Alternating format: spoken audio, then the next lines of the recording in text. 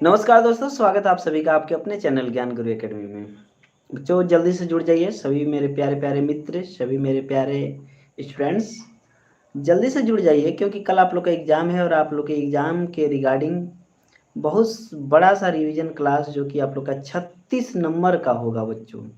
36 number का paper यहीं कहीं से लगभग लगभग में बच्चों पूछा जाएगा। तो काफ़ी इम्पोर्टेंट चीज़ है आप लोग के लिए, जो प्रश्न है बच्चों काफ़ी इम्पोर्टेंट प्रश्न है। तो आप लोग पूरा वीडियो को ध्यान से देखेंगे, क्योंकि बच्चों ये थोड़ा सा लंबा भी हो सकता है आप लोग का, ठीक है। ये जो क्लास है आप लोग का थोड़ा सा लंबा भी हो सकता है, तो आप लोग प्लीज़ पूरा देखें ताकि आप लोग को पूरा का पूरा बच्चों नंबर जो है पूरा का पूरा आप करके आ सको। Okay dear, just 1 minute dear. चलिए देखिए यहाँ पे बच्चों प्रश्न संख्या मत जाइएगा, पहले मैं बता दे रहा हूँ बच्चों, अलग अलग किताबों से क्वेश्चन छाटे गए हैं, एक अनुभव के आधार पे छाटे गए हैं। मैं ये नहीं कहूँगा बच्चों, गुड इवनिंग डियर, मैं ये नहीं कहूँगा कि 100% यही प्रश्न आएंगे बच्चों, लेकिन आपको पता होगा कि एक टीचर का पढ़ाने का अपना अनुभव, अनुभव के आधार पे टीचर कहता है कि इम्पोर्टेंट है। तो ये चीज़ समझिए, जाने से पहले आप इन क्वेश्चंस को देख के जरूर जाएं। और बहुत अच्छी तरीके से तैयारी करना चाहते हैं बच्चों तो चैप्टर वाइज क्वेश्चंस का रिवीजन कराया था, मात्र 10-5 मिनट का था बच्चों, उन्हें भी आप लोग एक बार जरूर देख लीजिएगा। अभी आज पूरी रात आप लोग के पास पड़ी हुई है, मैं ये नहीं कहूँगा ठीक है कि आप लोग क्या करें कि पूरा रात जगें, लेकिन जितना भी टाइम मिले रिवीजन जरूर कर लें, क्योंकि रिवीजन आप लोग का काफ़ी मायने रखेगा बच्चों, ठीक है, काफ़ी मायने रखेगा। ओके डियर, चलिए चलिए तो शुरू करें बच्चों आज के सेशन की, और आज के क्लास से शुरू करते हैं। पहला क्वेश्चन है बच्चों आप लोग का, स्याही धब्बा।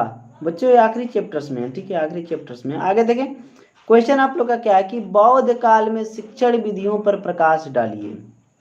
शिक्षण विधियों में, ठीक है बच्चों, जो बौद्ध काल है, बौद्ध काल में कौन कौन सी शिक्षण विधियां हुआ करती थी, इसी पे प्रकाश डालना है। प्रकाश डालने के लिए कह रहा है, अर्थात बच्चों इसके बारे में हमें बताना है, ठीक है।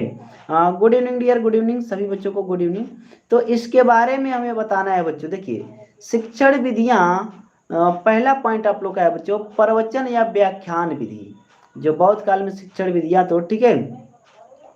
और जी जी बहुत बहुत बहुत धन्यवाद आपका कि रमेश उपाध्याय जी, सुपर टेट के भी आप लोग जुड़े हुए हैं, हमारे सीनियर्स लोग हैं, ठीक है। बस आप लोग का आशीर्वाद चाहिए, क्योंकि काफ़ी मेहनत के साथ जुड़े हुए हैं हम आप लोग के साथ। एक अनुभव इस क्षेत्र में मैं पाना चाहता हूं और कोशिश कर रहा हूं उसी चीज़ को करने की, साल भर पूरा मेहनत किया। फिलहाल आज मैं ज़्यादा बात नहीं करूंगा, कल बच्चों का पेपर है बच्चों, तो इसलिए मैं इंपॉर्टेंट चीज़ें पढ़ाने जा रहा हूं, ठीक है। तो प्रिय मित्रों जुड़े रहिएगा, आप लोग का आशीर्वाद स्नेह प्यार बहुत जरूरी है हम जैसे नए यूट्यूबर्स के लिए। ओके चलिए, वचन या व्याख्यान विधि। दूसरा है वाद विवाद विधि। दूसरा क्या है बच्चों, वाद विवाद विधि। तीसरा था आप लोग का, तीसरा था आप लोग का प्रश्नोत्तर विधि। क्या था बच्चों, प्रश्नोत्तर विधि। चौथा होगा पुस्तक अध्ययन विधि। ये क्या है बच्चों, किस प्रश्न का उत्तर दे रहे हैं, तो शिक्षण विधियां पूछा था आपसे, बौद्ध काल की शिक्षण विधियां। तो ये सभी बौद्ध काल की शिक्षण विधियां हैं बच्चों, ठीक है। ओके क्या है, ये सभी शिक्षण विधियां हैं। ओके डियर, चलिए पुस्तक अध्ययन विधि हो गई, सम्मेलन विधि हो गई, पूर्णिमा एवं प्रतिपदा के दिन की बात है बच्चों जो सम्मेलन विधि है। भ्रमण और निरीक्षण विधि, भ्रमण और निरीक्षण विधि। प्रायोगिक विधि, श्वास स्वाध्याय एवं स्मरण करना, यानी कि रटना और याद करना। स्वाध्याय खुद से अध्ययन करना, ठीक है बच्चों, और याद करना, रटना और याद करना। स्मरण का मतलब भी होता है याद करना, ठीक है। चलिए आगे देखिए, निधि ध्यासन अंतर्ज्ञान द्वारा धर्म एवं अध्यात्म को आत्मसात करना। शिक्षण कार्य प्रातः 7 बजे से 11 बजे तक एवं दोपहर 2 बजे से शाम 5 बजे तक होता था।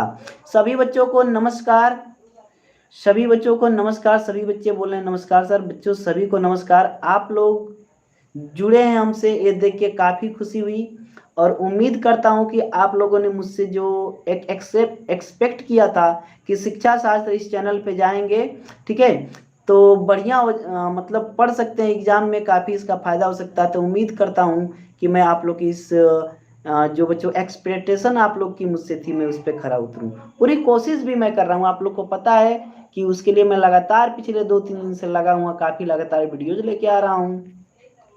अगला क्वेश्चन है बच्चों, प्राच्य पाश्चात्य शिक्षा विवाद क्या था? आशिक जी कह रहे हैं कि सर क्वालिटी थोड़ी बढ़ा लीजिए बेटा, थोड़ा सा यूट्यूब में से जाके 360 पे कर लीजिए, क्वालिटी बिल्कुल सही हो जाएगी, ठीक है। 360 पे कर लीजिए। प्राच्य पाश्चात्य शिक्षा विवाद क्या था, विवेचना कीजिए। देखिए, प्राच्य पाश्चात्य विवाद सन 1813 की बात है बच्चों। कब की बात है? 1813 के आज्ञा पत्र के अनुसार, जो आज्ञा पत्र था उसके अनुसार भारत में जन साधारण की शिक्षा का प्रबंध करना कंपनी का कर्तव्य हो गया, और इस कर्तव्य को पूरा करने के लिए प्रति वर्ष 1 लाख रुपए की धनराशि, कितने की बच्चों? पूरे के पूरे 1 लाख रुपए की धनराशि भी सुरक्षित रख दी गई।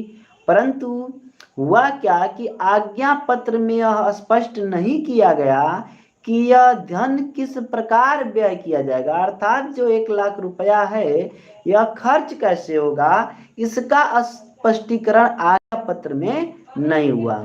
अतः शिक्षा के क्षेत्र में कई प्रश्नों पर विवाद प्रारंभ हो गया, जिसे प्राच्य पाश्चात्य विवाद के नाम से जाना जाता है।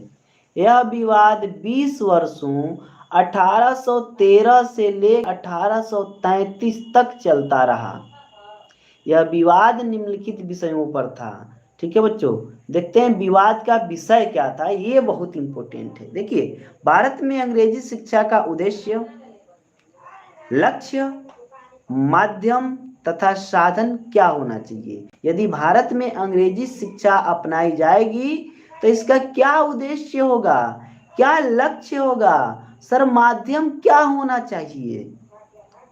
इन विवादास्पद प्रश्नों को लेकर शिक्षा के क्षेत्र में 3 प्रमुख वर्ग बन गए, ठीक है बच्चों। शिक्षा के क्षेत्र 3 प्रमुख वर्ग बन गए।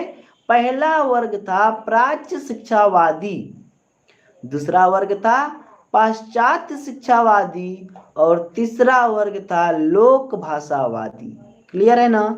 तो ये 3 प्रमुख वर्ग बन गए थे शिक्षा के क्षेत्र में। क्लियर है? इसको समझ गए बच्चों? इस चीज को समझ गए? सर कोई ट्रिक बता दीजिए सर कि कल मेरा लास्ट एग्जाम है, 90 लाना है मुझे। लास्ट में बताऊंगा बेटा, ट्रिक के लिए एक वीडियो में बनाऊंगा लास्ट में, मात्र 5 से 10 मिनट की वीडियो होगी। फिलहाल इस वीडियो में मैं कोई ट्रिक नहीं बता सकता। साल भर जिन बच्चों ने पढ़ा हुआ है, या फिर जो बच्चे अभी पिछले 2 दिनों से 1-2 दिनों से मुझसे जुड़े हुए हैं, जैसे आप हैं अंसार नईम जी, ठीक है, तो बिल्कुल बुरा मत मानिएगा। आप सभी लोग के लिए मैं इतनी मेहनत भी कर रहा हूँ। आप लोग को पता होगा कि मैं अन्य सब्जेक्ट छोड़ दिया हूँ, जैसे कि आपको पता है कि कल कक्षा 10 का विज्ञान है, कल कक्षा 10 का बायोलॉजी और मैथ में कुछ नहीं पढ़ा रहा हूँ, सिर्फ शिक्षा शास्त्र ही पढ़ा रहा हूँ। तो आप लोग के लिए इतनी कुछ कर रहा हूँ, तो आप लोग का प्यार सपोर्ट बहुत जरूरी है। मैं उम्मीद करता हूँ जितने भी लोग लाइव होंगे अपने दोस्तों को जरूर लेके आएंगे जो शिक्षा शास्त्र पढ़ते हैं। उम्मीद मेरी जो आप लोगों से बच्चों यही होगी, और आप लोग का प्यार सपोर्ट बना रहेगा। आप लोग मेरे अपने हैं तो अपने होने का एहसास लाइक का बटन दबा के जरूर दिखाइएगा, ठीक है। चलिए आगे चलते हैं। देखिए, टिप्पणी लिखिए नवोदय विद्यालय पे, काफी प्यारा सा है बच्चों। नवोदय विद्यालय का संक्षेप में वर्णन कीजिए, या टिप्पणी लिखिए, या नवोदय विद्यालय की संकल्पना क्या है।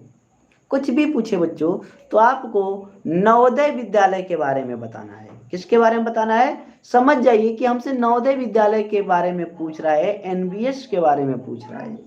आइए बच्चों देखते हैं विद्यालय के बारे में।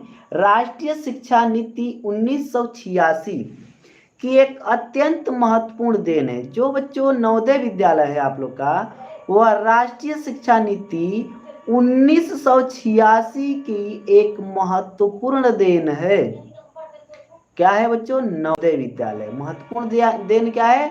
नवोदय विद्यालय। इन्हें गति निर्धारक विद्यालय भी कहा गया है। नवीन राष्ट्रीय शिक्षा नीति में नवोदय विद्यालय को प्रगति मूलक विद्यालय भी कहा गया है। जो बच्चों नवीन शिक्षा नीति है, इसमें नवोदय कहा गया, प्रगति मूलक विद्यालय भी कहा गया है। ओके।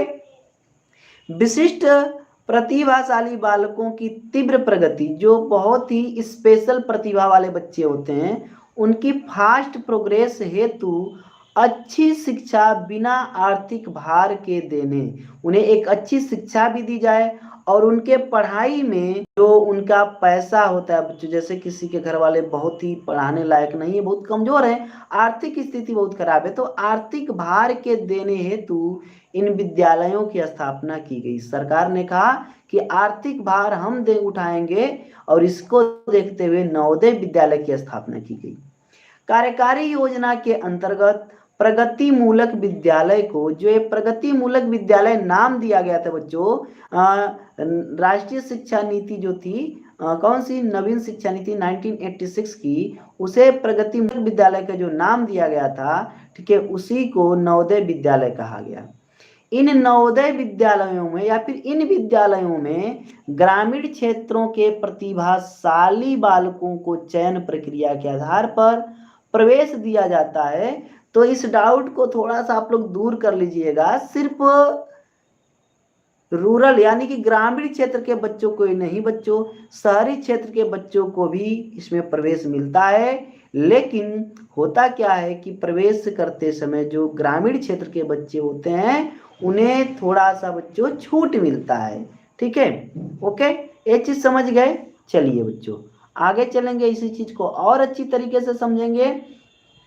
हुआ क्या था कि नई शिक्षा नीति द्वारा सही अर्थों में व्यक्तियों का विकास करने की आवश्यकता पर जोर देते हुए, ठीक है, जोर देते हुए तत्कालीन प्रधानमंत्री राजीव गांधी ने कहा था, हेलो डियर, कैसे हैं गौतम जी, ठीक है, तत्कालीन, ठीक है, नमस्ते नमस्ते, ठीक है, तत्कालीन प्रधानमंत्री राजीव गांधी ने कहा था, क्या कहा था बच्चों, शिक्षा से बुद्धि का विकास होना चाहिए।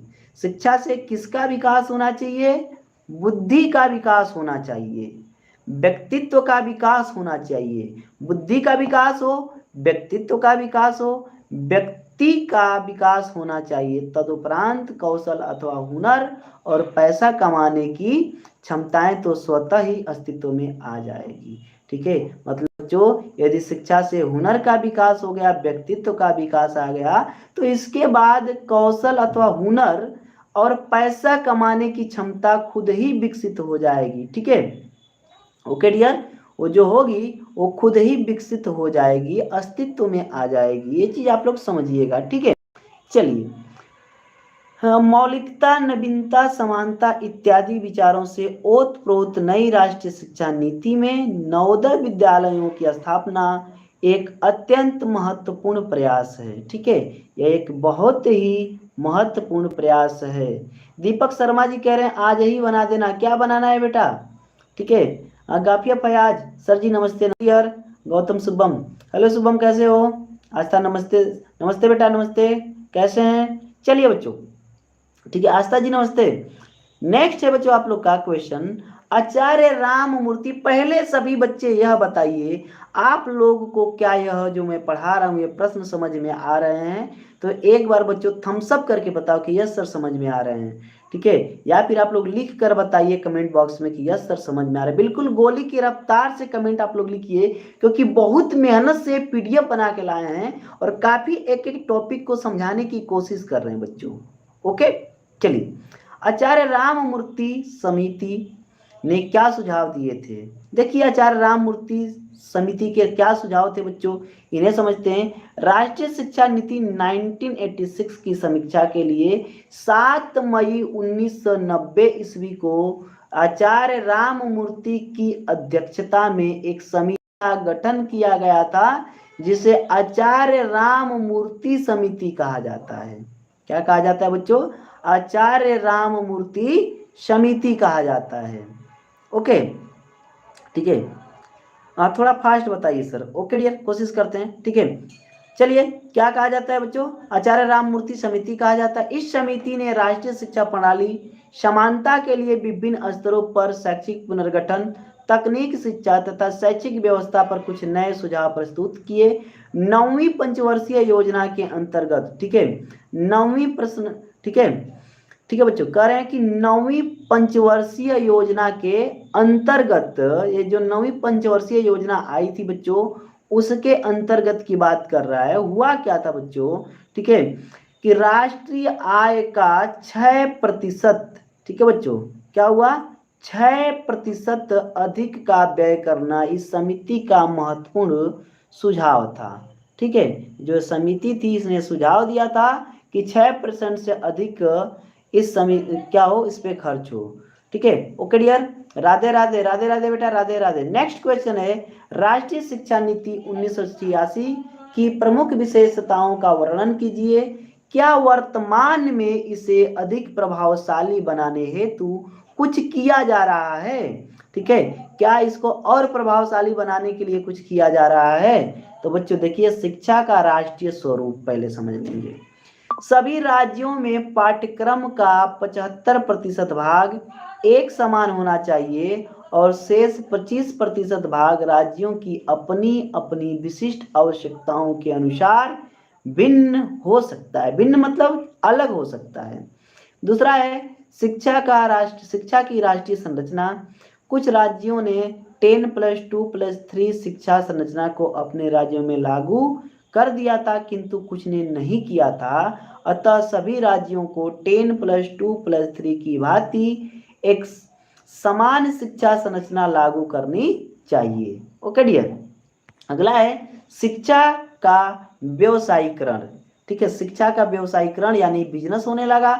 छात्रों के भावी जीवन को ध्यान में रखते हुए उनकी अभिरुचि के अनुसार किसी विशेष कौशल में प्रशिक्षित करने के लिए उच्चतर माध्यमिक कक्षाओं में व्यवसायिक पाठ्यक्रम की व्यवस्था की जानी चाहिए। ठीक है, ओके डियर, चलिए, नौकरी के लिए डिग्री की अनिवार्यता समाप्त करना। देखिए हुआ क्या था कि इसमें कहा गया था कि नई शिक्षा नीति में रोजगार के लिए डिग्री की अनिवार्यता, ठीक है, जो अनिवार्यता है उसको समाप्त करने का सुझाव दिया गया है, किंतु यह व्यवस्था उन व्यवसायों पर लागू नहीं होगी जिनमें विज्ञान का उच्च शैक्षिक ज्ञान आवश्यक है। क्लियर हो गया ना, ये वहां नहीं लागू होगी जहाँ पे विज्ञान का रियल में ज्ञान चाहिए और वो भी उच्च ज्ञान होना चाहिए। नैतिक मूल्यों का महत्व समझेंगे बच्चों। नैतिक मूल्यों का महत्व, इस नीति के सुझावों में नैतिक मूल्यों के महत्व को स्वीकार किया गया है। शिक्षा के द्वारा ऐसे सामाजिक एवं नैतिक मूल्य विकसित किए जाएं जिनसे धार्मिक असहिष्णुता, अहिंसा, अंधविश्वास, भ्रष्टाचार, कट्टरता और भाग्यवाद का अंत करने में सहायता मिले। ओके डियर, क्लियर हो गया? Just 1 minute dear, just 1 minute, just okay, चलिए सही हो गया। चलिए आगे देखें बच्चों, आगे अगला क्वेश्चन आप लोग का, शिक्षा के क्षेत्र में गांधी जी के योगदान का उल्लेख कीजिए। यह प्रश्न ऐसे भी पूछा जा सकता है आपसे बच्चा कि महात्मा गांधी के शैक्षिक योगदान का वर्णन कीजिए। ठीक है, महात्मा गांधी के शैक्षिक योगदान का वर्णन कीजिए। देखिए बच्चों, आपको ऐसे ही हेडिंग डाल के लिखनी है ताकि आपको अच्छे नंबर मिले। शिक्षा के क्षेत्र में गांधी जी का योगदान। शिक्षा के क्षेत्र में गांधी जी के योगदान को निम्नवत स्पष्ट किया जा सकता है, यानी इस प्रकार से स्पष्ट किया जा सकता, ठीक है। पहला है बच्चों, शिक्षा के नवीन सिद्धांत व प्रयोग।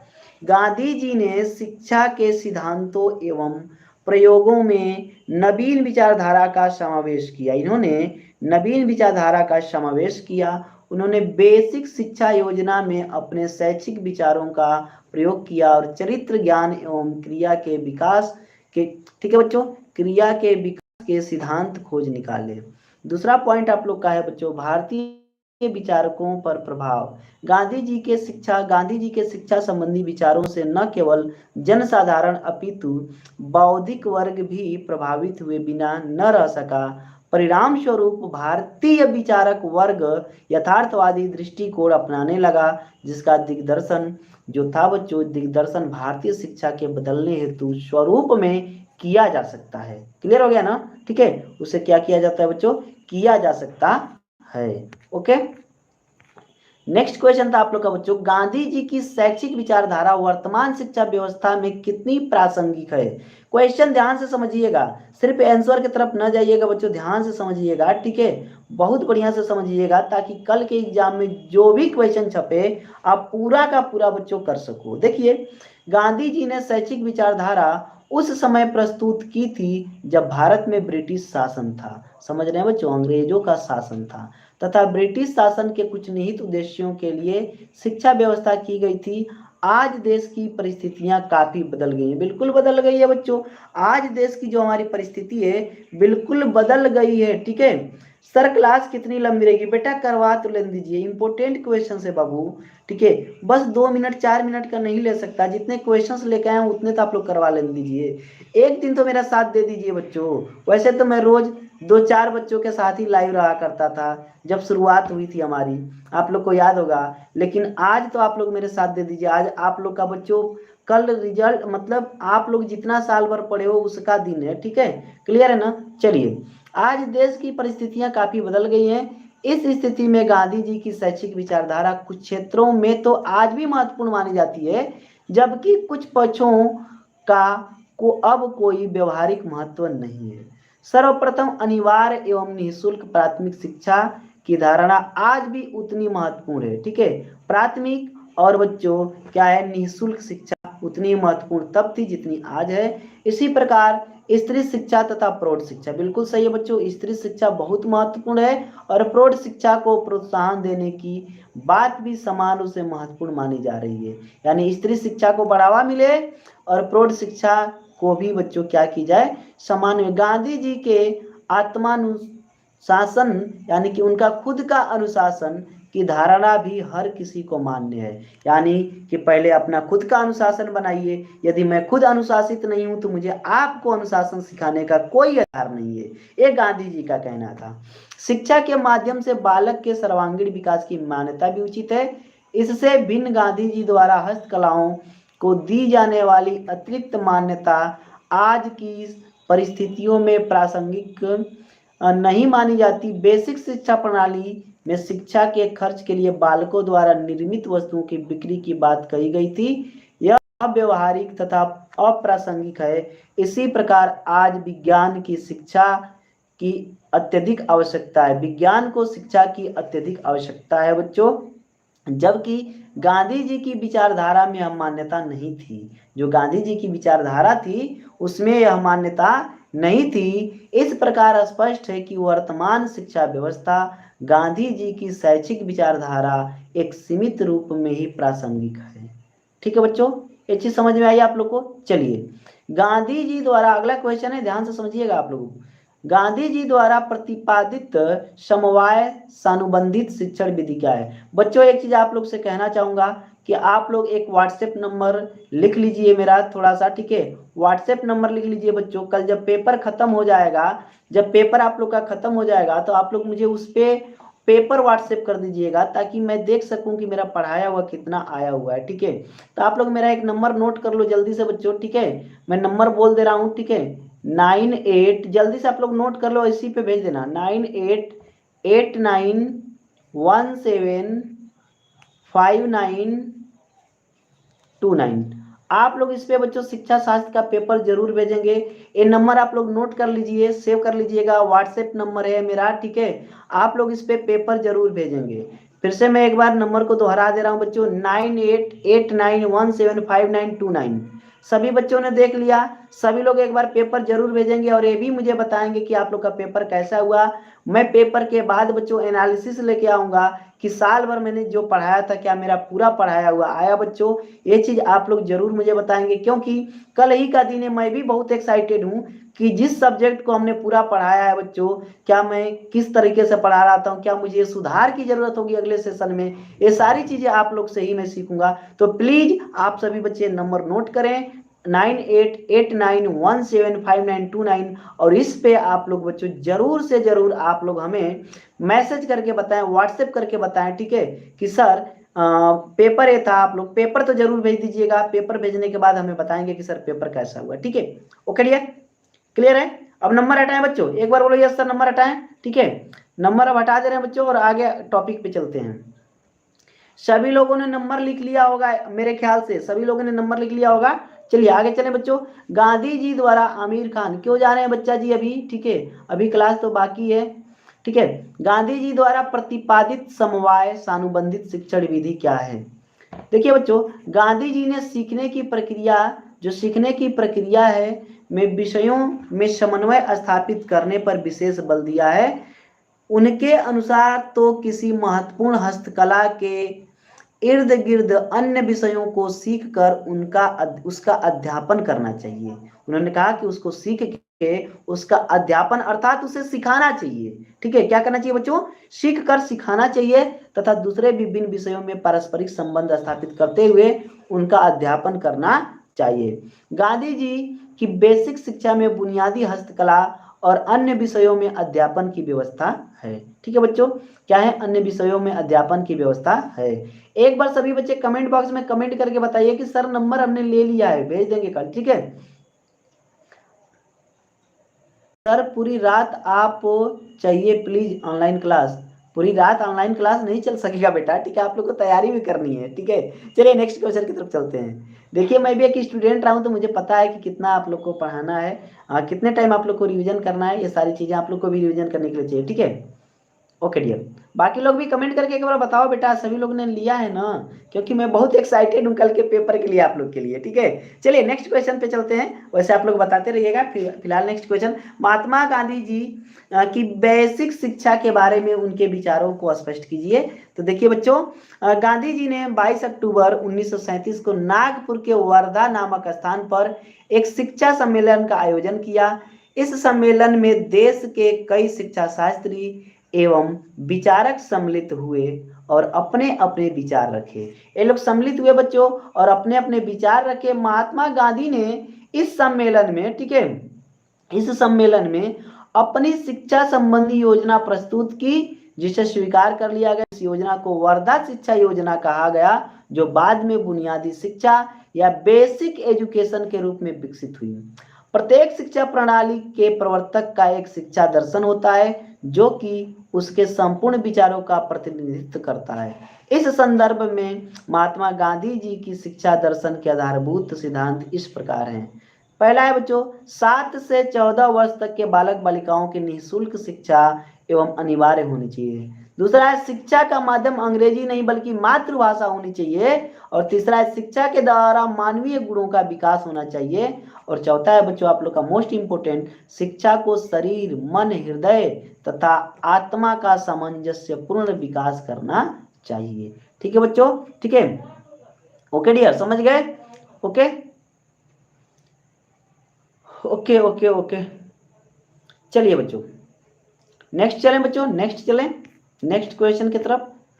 अभी इसका 5वां पॉइंट भी बाकी है बच्चों। सभी प्रकार की शिक्षा लाभदायक हस्तकला से प्रारंभ होनी चाहिए, जिससे बालक अपनी आर्थिक आवश्यकताओं की पूर्ति कर सके। सही बात है बच्चों, बालक को अपनी आर्थिक आवश्यकताओं की पूर्ति करनी चाहिए। शिक्षण विधि में क्रिया द्वारा शिक्षा का प्रयोग होना चाहिए। और बच्चों सभी विषयों की शिक्षा किसी उत्पादक, उद्योग एवं स्थानीय माध्यम के द्वारा दी जानी चाहिए। ओके डियर, नेक्स्ट क्वेश्चन की तरफ चलेंगे बच्चों। नेक्स्ट क्वेश्चन आप लोग का यह है, पर्यावरण प्रदूषण के नियंत्रण के उपाय बताइए। जो पर्यावरण प्रदूषण है बच्चों, उसके नियंत्रण को आप लोग का, उसके नियंत्रण का उपाय बताना, अथवा प्रदूषण रोकने के विभिन्न उपायों की विवेचना कीजिए। अथवा बच्चों प्रदूषण समस्या को स्पष्ट करते हुए निराकरण के उपाय बताइए।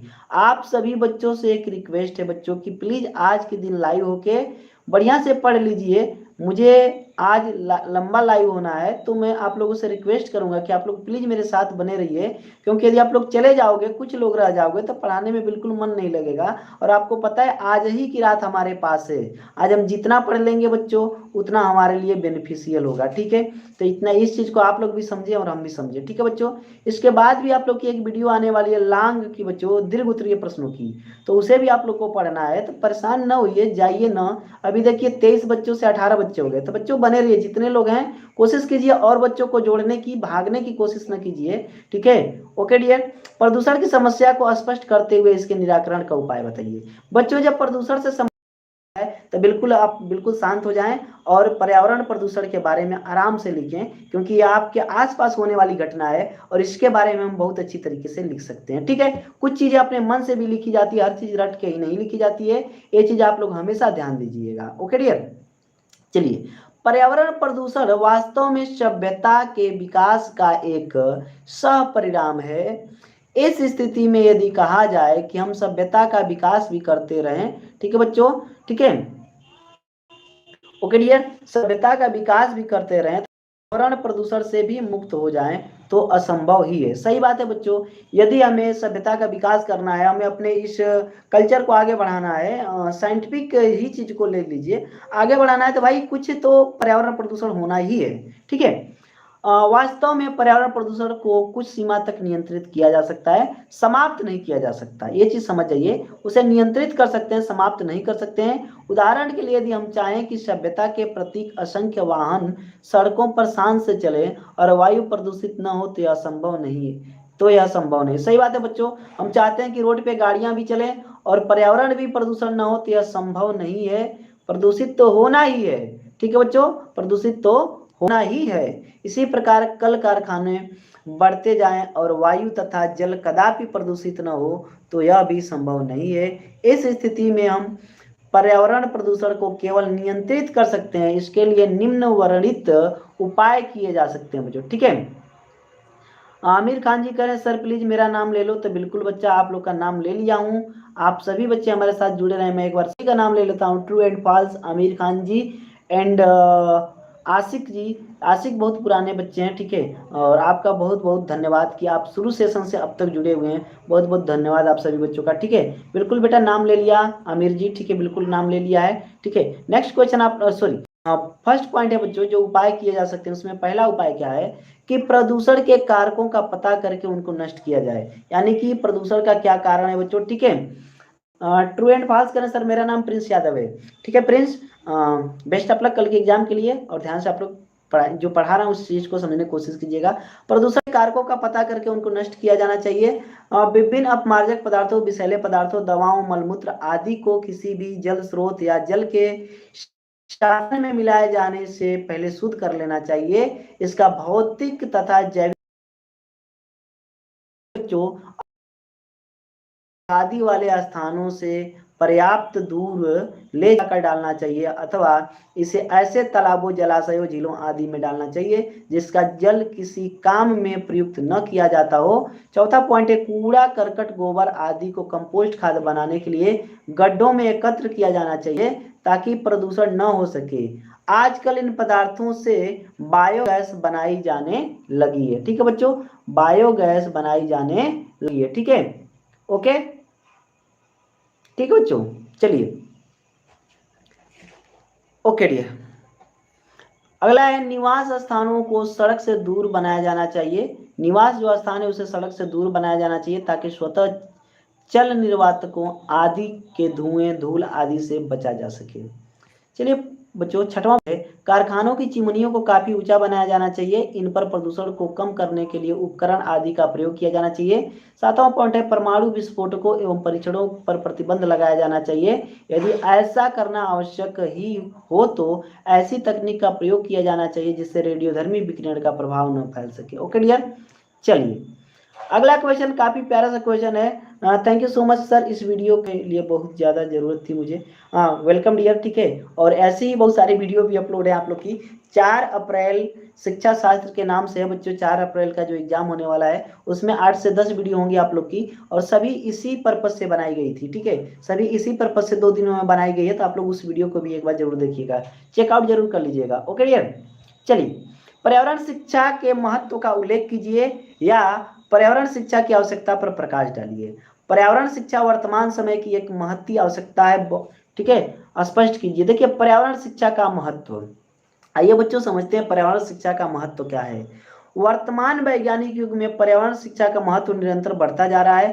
पर्यावरण प्रदूषण ने विश्व को विनाश के निकट ला खड़ा किया है। पर्यावरण संतुलन असंतुलन के कारण आए दिन विश्व के किसी भी कोने में दुर्घटना घटित हो रही है। अतः मानव जीवन की सुरक्षा के लिए पर्यावरण संबंधी तथ्यों का ज्ञान प्राप्त करना अत्यंत आवश्यक है और यह ज्ञान पर्यावरण शिक्षा द्वारा ही उपलब्ध हो सकता है। संक्षेप में पर्यावरण शिक्षा के महत्व को निम्नलिखित रूप में व्यक्त किया जा सकता है। इस चीज को समझिएगा बच्चों, ठीक है। इसे व्यक्त किया जा सकता है। पहला पॉइंट है, पर्यावरण शिक्षा द्वारा संपूर्ण पर्यावरण का ज्ञान प्राप्त किया जा सकता है। पर्यावरण शिक्षा पर्यावरण संरक्षण, वन्य जीव संरक्षण, मृदा संरक्षण आदि की विधियां उनकी उपयोगिता बताती हैं। पर्यावरण शिक्षा विद्यार्थियों को नागरिक अधिकारों, कर्तव्यों तथा दायित्व का ज्ञान कराता है बच्चों। पर्यावरण शिक्षा वायु, जल, ध्वनि, मृदा, जनसंख्या आदि प्रदूषणों के कारणों तथा उनके नियंत्रण की विधियां बतलाता है। पर्यावरण शिक्षा विद्यालय पर्यावरण को संतुलित रखती है तथा नैतिक पर्यावरण को स्वस्थ बनाती है।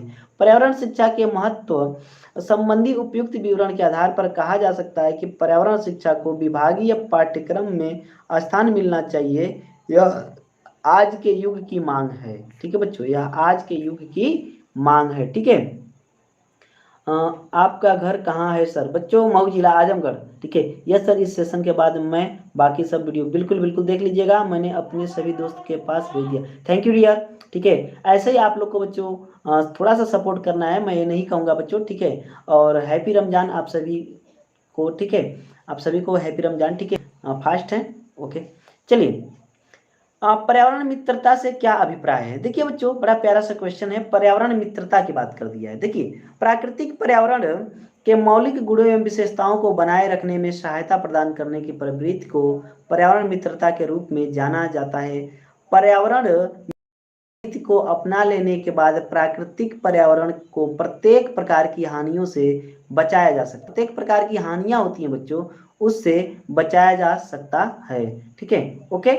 चलिए, उससे क्या किया जा सकता है बच्चों? बचाया जा सकता है। प्रश्न संख्या 4 है, प्रदूषण रोकने के विभिन्न उपायों की विवेचना कीजिए, ठीक है।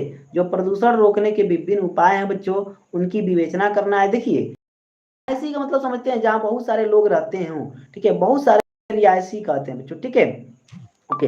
देखिए, रिहायशी और औद्योगिक इलाकों में बड़े पैमाने पर वृक्षारोपण तथा उनका संरक्षण किया जाए। वनों की कटाई पर प्रतिबंध, पर्यावरण तथा प्रदूषण कानूनों की सख्ती से किया जाए। पर्यावरण में शोध परियोजनाएं चलाई जाएं। क्लियर है बच्चों, ठीक है,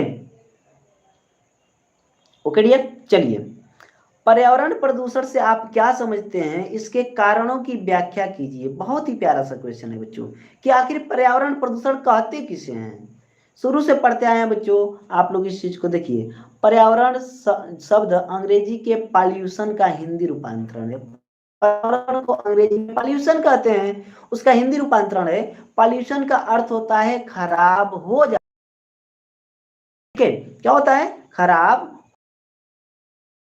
में प्राकृतिक संसाधन तो प्रचुर तथा संतुलित मात्रा में प्रदान किए हैं, परंतु मानव ने उसका दुरुपयोग करके पर्यावरण संबंधी अनेक असंतुलन समस्याएं उत्पन्न कर दी है, जिसे प्रदूषण कहते हैं। अब बच्चों, प्रदूषण के कारण होते हैं, वैसे ही प्रदूषण थोड़े होता है। तो प्रदूषण के कारण क्या क्या है समझेंगे। कारखाने में कारखाने के हानिकारक अपशिष्ट, जो वेस्ट मटेरियल होते हैं बच्चों, अपशिष्ट रासायनिक पदार्थ नदियों में बहा दिए जाते हैं। इस कारण भी जल प्रदूषित हो जाता है, ओके। चलिए बच्चों, ओके डियर। कारखानों की चिमनियां, बिजली घरों तथा रेलगाड़ियों से निकला धुआं व गैसें वातावरण को दूषित करने में काफी प्रभावशाली भूमिका निभाती है।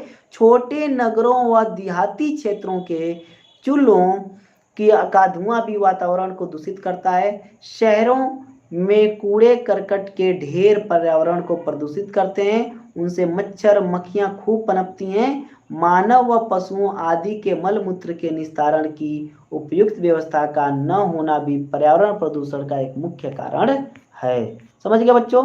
चलिए, ओके, ठीक है।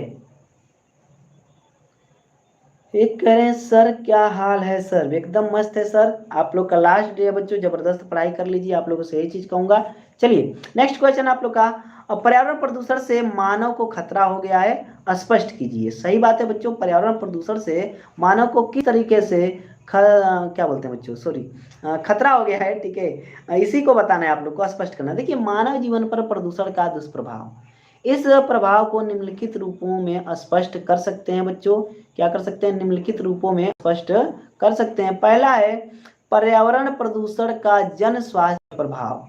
देखिए होता क्या है कि पर्यावरण प्रदूषण का मुख्य जो प्रतिकूल होता है वो जन स्वास्थ्य पर ही पड़ता है। ठीक है, ठीक है, वो जन स्वास्थ्य पर ही पड़ता है। ओके डियर, समझ गया ना? चलिए, जन स्वास्थ्य पर पड़ता है। किसी भी प्रकार के प्रदूषण से संबंधित व्यक्ति सामान्य से लेकर गंभीर तथा अति गंभीर रोगों का शिकार हो सकता है। उदाहरण के लिए बात करें बच्चों, वायु प्रदूषण से लेकर तपेदिक तथा कैंसर जैसे रोग हो सकते हैं। ठीक है, क्या हो सकते हैं? कैंसर जैसे रोग हो सकते हैं, तपेदिक हो सकता है बच्चों। जल प्रदूषण से पाचन तंत्र के साधारण रोगों से लेकर अति गंभीर रोग जैसे कि यकृत एवं आंतों का कैंसर तक हो सकता है। इसी प्रकार ध्वनि प्रदूषण से लोग साधारण चिड़चिड़ाहट से लेकर हृदय रोग, उच्च रक्तचाप तथा पूर्ण बधिरता यानी बहरापन तक के शिकार हो सकते हैं। ओके, सेकेंड पॉइंट है बच्चों, पर्यावरण प्रदूषण का जन सामान्य की कार्य क्षमता पर भी प्रभाव पड़ता है। तो बच्चों बिल्कुल सही है। हेलो डियर, कैसे हैं अभिषेक जी? निश्चित रूप से पर्यावरण प्रदूषण का प्रतिकूल प्रभाव जन सामान्य की कार्य क्षमता पर पड़ता है। ठीक है, क्या होता है बच्चों? इनकी कार्य क्षमता पर पड़ेगा। प्रदूषित वातावरण में व्यक्ति पूर्ण रूप से स्वस्थ नहीं रह पाता, उनकी चुस्ती एवं स्फूर्ति घट जाती है, जिससे व्यक्ति की कार्य क्षमता भी घट जाती है। ओके डियर, चलिए, पर्यावरण प्रदूषण का आर्थिक जीवन पर प्रभाव देखते हैं बच्चों। क्या आर्थिक जीवन पर भी प्रभाव पड़ता है क्या? ठीक है, तो बच्चों पर्यावरण प्रदूषण का गंभीर प्रभाव जन सामान्य की आर्थिक गतिविधियों पर भी पड़ता है। कार्य क्षमता के घट जाने से व्यक्ति की उत्पादन दर घटती है, जिससे उसकी आय घटने लगती है। इसके अतिरिक्त साधारण अथवा गंभीर रोगों के उपचार के लिए भी कम या अधिक व्यय करना पड़ता है। इस प्रकार आय घटने तथा व्यय बढ़ने के परिणाम स्वरूप व्यक्ति की आर्थिक स्थिति बिगड़ जाती है और वह आर्थिक संकट का शिकार हो जाता है। ठीक है, ठीक है, ओके डियर, क्या होता है बच्चों? उनकी आर्थिक स्थिति बिगड़ जाती है और वह आर्थिक संकट का शिकार हो जाता है। ठीक है, बहुत ही प्यारा सा एक कमेंट आया है, गब्बर इज बैक चैनल का है बच्चों। ठीक है, बहुत अच्छा तरीका है सर आपका, thank you dear, thank you, thank you. लेकिन आज लास्ट मतलब डे है शिक्षा शास्त्र का, इसलिए मैं कोशिश करूंगा कि अपना सर्वश्रेष्ठ दे सकूं बस आप लोग के लिए। ठीक है, आप लोग बस मेरा साथ दे दीजिए बच्चों। देखिए बहुत बेहतरीन तरीके से पढ़ाऊंगा, ये आप लोग भरोसा रखिए मेरे ऊपर। चलिए अगला है बच्चों आप लोग का, वायु प्रदूषण के कारणों का वर्णन कीजिए। देखिए वायु प्रदूषण किस कारण से होता है, इसका वर्णन करना है, डिस्क्रिप्शन आपको पूरा बताना है। ठीक है, देखिए बच्चों वायु प्रदूषण के कारण, वायु प्रदूषण के बहुत सारे कारण हैं, लेकिन कुछ कारणों पर हम यहाँ पे बात करेंगे बच्चों। ठीक है, बिल्कुल कुछ कारणों पे बात करेंगे, ध्यान दीजिएगा आप सभी बच्चे। पहला है श्वसन। अधिक भीड़ वाले स्थानों व उचित संवातन की व्यवस्था न होने से कार्बन डाइऑक्साइड की अधिकता से वायु दूषित हो जाती है। प्रायः घनी आबादी वाले नगरों और निर्धन बस्तियों में जहां एक कमरे में बहुत से लोग निवास करते हैं, वायु प्रदूषण की समस्या अधिक पाई जाती है। ठीक है, ठीक है, ओके, वहां पे क्या होती है बच्चों? वायु समस्या अधिक पाई जाती है। और जय माता दी, जय माता दी। ठीक है, यस सर, पूरे यूट्यूब में आपसे अच्छा शिक्षा शास्त्र को नहीं। हाँ बच्चों, शिक्षा शास्त्र के लिए एक चीज मैं भी कहूंगा, मेरे से ज्यादा वीडियोज आप लोग को क्लास 12th की शिक्षा शास्त्र की किसी की नहीं मिलेगी। और मैं कैसा पढ़ाता हूँ मैं खुद नहीं कह सकता, आप लोग इस चीज को बता सकते हो। ठीक है, बिल्कुल आप लोग इस चीज को बता सकते हो, क्योंकि बच्चों यदि कोई कमी रहेगी आप लोग बताओगे तो मैं सुधार कर सकता हूँ। ये चीज समझिए कि अभी मैं सीख ही रहा हूँ, आने वाले समय में कोशिश करूंगा कि एक परिपक्व टीचर बन सकूं और मेरे वजह से बहुत सारे लोगों को फायदा हो सके बच्चों। ठीक है, ये मैं पूरी कोशिश करूंगा। ओके डियर, चलिए, जलने की प्रक्रिया बच्चों, कारखानों तथा फैक्ट्रियों में कोयला जलने, कोयले द्वारा रेलगाड़ियां चलाने में से, घरों में चूल्हे जलाने से वायु दूषित होती है।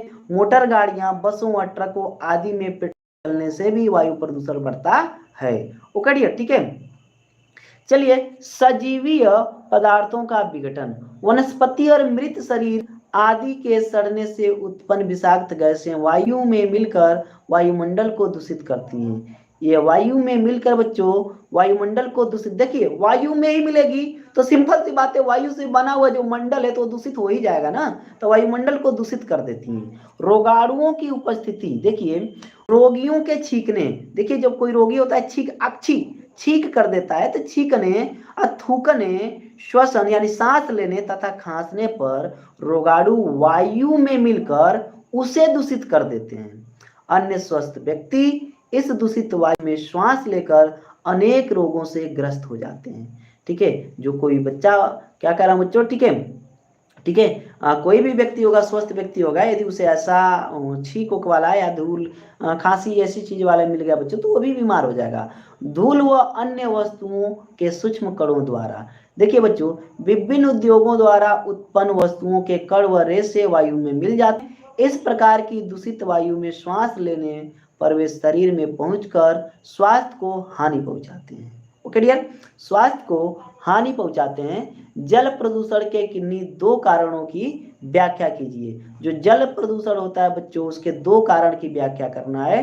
तो आइए जल प्रदूषण के स्रोत अथवा कारण को समझते हैं। आखिर जल प्रदूषण का स्रोत क्या है और इसका कारण क्या है, ठीक है बच्चों, ठीक है, ठीक है।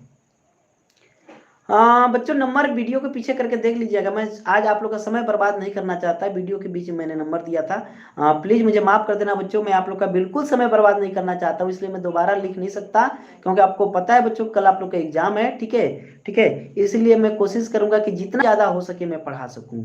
ओके डियर, ठीक है, ठीक है, ओके डियर। चलिए, जल प्रदूषण के स्रोत अथवा कारण। जल के प्रदूषण का मूल कारण मानवीय गतिविधियां हैं। जल प्रदूषण के मुख्य स्रोत निम्नलिखित हैं बच्चों।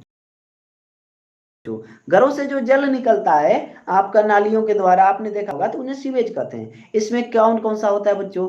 मल मूत्र, घरेलू गंदगी तथा कपड़ों को धोने के बाद का जल आदि सम्मिलित होते हैं। इन्हें प्रायः नदियों में डाल दिया जाता है। इसके परिणाम स्वरूप नदियों के किनारे, झील आदि के जल में ऑक्सीजन की कमी हो जाती है। वाहित जल से अनेक प्रकार के कीटाणु जल में आ जाते हैं, जिसके कारण जल का अत्यधिक क्लोरीनीकरण करना आवश्यक हो जाता है बच्चों। ठीक है, ठीक है। क्या होता है बच्चों कि जल का क्या होता है बच्चों? सर नाम क्या है आपका? बेटा आपने देखा होगा बाई एसपी सर, एसपी का मतलब सूर्य प्रताप, सिर्फ इतना ही बच्चों। वैसे भी आपने सुना होगा, ठीक है, जात न पूछो साधु की पूछ लीजिए ज्ञान। तो टीचर का नाम और जाति से मतलब नहीं है बच्चों, टीचर आपको ज्ञान दे रहा है, वो बहुत बड़ी चीज है। टीचर के पास ज्ञान कितना है, ये बड़ी चीज है बच्चों। ठीक है, यही तो एक पैशन है जिसमें जातिवाद और नामवाद, क्षेत्रवाद नहीं चलता। इसीलिए आई लाइक टीचिंग पैशन। ठीक है, मुझे बहुत ही पसंद है बच्चों। चलिए आगे देखें। ठीक है, क्लोरीनीकरण क्यों कहा है बच्चों? देखिए क्लोरीन एक ऐसा बच्चों रासायनिक पदार्थ है जिससे जल को शुद्ध किया।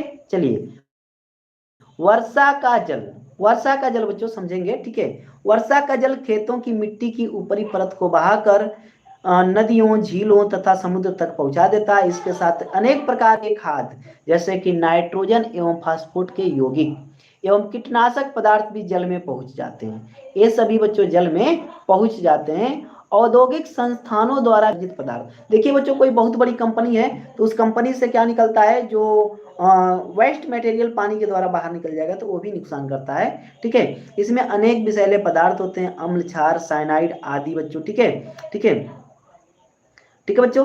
क्या बताया मैंने आप लोग को?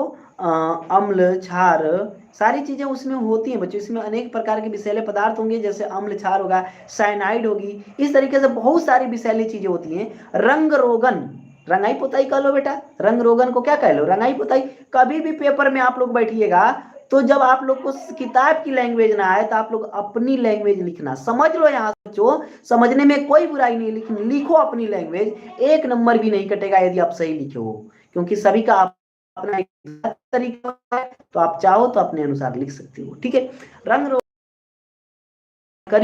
के यौगिक, रसायन एवं पेस्टिसाइड उद्योगों द्वारा विसर्जित शीशे, लेड, शीशा का मतलब लेड बच्चों के यौगिक तथा कॉपर व जिंक के यौगिक प्रमुख हैं। ठीक है, चलिए तैलीय यानी कि ऑयल प्रदूषण। भाई तैलीय प्रदूषण भी कुछ होता है, देखिए क्या होता है, समझाते हैं बच्चों आप लोग को। देखिए इस प्रकार का प्रदूषण समुद्र के जल में होता है। समुद्र में यह प्रदूषण या तो जहाजों द्वारा तेल विसर्जित करने से होता है, जो जहाज होता है बच्चों, ठीक है, वो तेल विसर्जित करने से होता है, अथवा समुद्र के किनारे स्थित तेल शोधक संस्थानों के कारण होता है। Okay dear. नेक्स्ट है रेडियोधर्मी पदार्थ। ठीक है, रेडियोधर्मी पदार्थ नाभिकीय विखंडन के फलस्वरूप अनेक रेडियोधर्मी पदार्थ जल को दूषित कर देते हैं। इस प्रकार का प्रदूषण प्रायः समुद्र के जल में होता है। ठीक है, good evening dear, good evening. ठीक है, ये चीज हो गई बच्चों। चलिए नेक्स्ट क्वेश्चन है, आपदाओं के प्रकारों कीजिए। आपदाओं के प्रकारों की विवेचना कीजिए। बच्चों देखें ध्यान से, ठीक है। क्या करना है, आकस्मिक रूप से घटित होने वाली आपदाएं। हेडिंग आप लोग बढ़िया से बनाएंगे और इसमें जो चीज है क्या है बच्चों समझाता हूं, वही चीज आप लोग को लिखनी है। कुछ आपदाएं या प्राकृतिक घटनाएं, कुछ आपदाएं प्राकृतिक घटनाएं ऐसी हैं जो एकाएक या आकस्मिक रूप से घटित हो जाती हैं। अचानक कोई घटना घट जाए बच्चों, अचानक कोई घटना घट जाए, विपत्ति। देखो आपदा का मतलब होता है विपत्ति, अचानक किसी के ऊपर कोई विपत्ति आ जाए तो आपदा है बच्चों। ठीक है, प्राकृतिक रूप से विपत्ति आए तो प्राकृतिक, मानव ने कोई विपत्ति ला दी तो मानव जनित आपदा है। समझ में आ रहा है ना बात हमारी, आप लोग को बात समझ में आ रही है। चलिए हुआ क्या बच्चों, आपदाएं या प्राकृतिक घटनाएं ऐसी हैं जो एकाएक या आकस्मिक रूप से घटित हो जाती हैं तथा अल्प समय में ही गंभीर प्रतिकूल प्रभाव डाल देती हैं, यानी कि बहुत बड़ा सा प्रभाव डाल देती हैं। इनकी न तो कोई पक्की पूर्व सूचना होती है, न ही निश्चित भविष्यवाणी की जा सकती है। ठीक है बच्चों, न ही कोई सूचना होती है बच्चों और न ही कोई इसकी निश्चित भविष्यवाणी की जा सकती है। इस वर्ग की जो बच्चों, इस वर्ग की आपदाओं को आकस्मिक रूप से घटित होने वाली आपदाएं कहा जाता है। की मुख्य आपदाएं हैं भूकंप, ज्वालामुखी का विस्फोट, सुनामी, बादल का फटना, चक्रवाती तूफान, भूस्खलन तथा हिम का आंधी। इन आपदाओं के प्रति सचेत न होने के कारण जान माल की भारी क्षति हो जाती है। जान माल की क्या होती है बच्चों, भारी क्षति हो जाती है। ठीक है, क्लियर है। धीरे धीरे अथवा क्रमशः आने वाली आपदाएं, देखिए होता क्या है कि कुछ आपदाएं ऐसी भी होती हैं जो धीरे धीरे आती हैं, ठीक है, या क्रम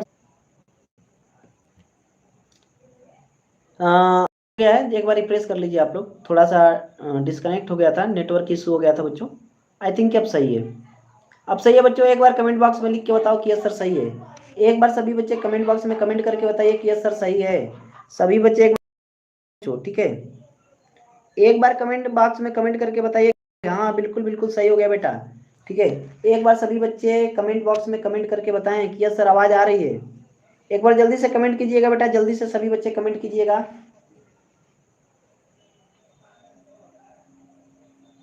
ओके, चलिए शुरू करें।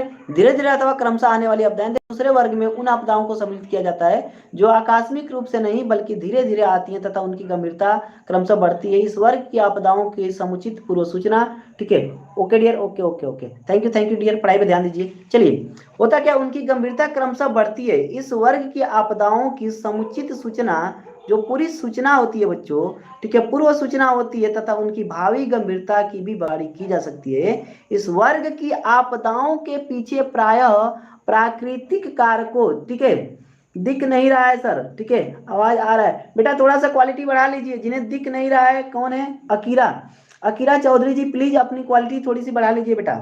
चलिए आगे देखें बच्चों, ठीक है, इस वर्ग की आपदाओं के पीछे प्रायः प्राकृतिक कारकों के साथ ही मनुष्य के कुप्रबंधन या पर्यावरण के साथ छेड़छाड़, अकाल, किसी क्षेत्र का मरुस्थलीकरण, मौसम एवं जलवायु संबंधी परिवर्तन, कृषि पर कीड़ों का प्रभाव तथा पर्यावरण प्रदूषण, इन आपदाओं का मुकाबला किया जा सकता है तथा इन्हें नियंत्रित करने के भी उपाय किए जा सकते हैं। ठीक है बच्चों, ओके, चलिए, मानव जनित अथवा सामाजिक आपदाएं भी कुछ होती हैं। तीसरे आपदाओं को हम मानव जनित अथवा सामाजिक आपदाएं कहते हैं। इस प्रकार की आपदाओं के लिए कोई भी प्राकृतिक कारक जिम्मेदार नहीं होता, बल्कि आपदाएं मानवीय लापरवाही, कुप्रबंधन, षड्यंत्र अथवा समाज विरोधी तत्वों की गतिविधियों के परिणाम स्वरूप उत्पन्न होता है। इस वर्ग की आपदाओं में मुख्य है युद्ध, दंगा, आतंकवाद। जैसे आप देख सकते हैं बच्चों, इस समय चल रहा है ना आप लोग का रूस और यूक्रेन का युद्ध, तो इस तरीके से बच्चों ये मानव जनित ही तो है। अग्निकांड, आतंकवाद, सड़क दुर्घटनाएं,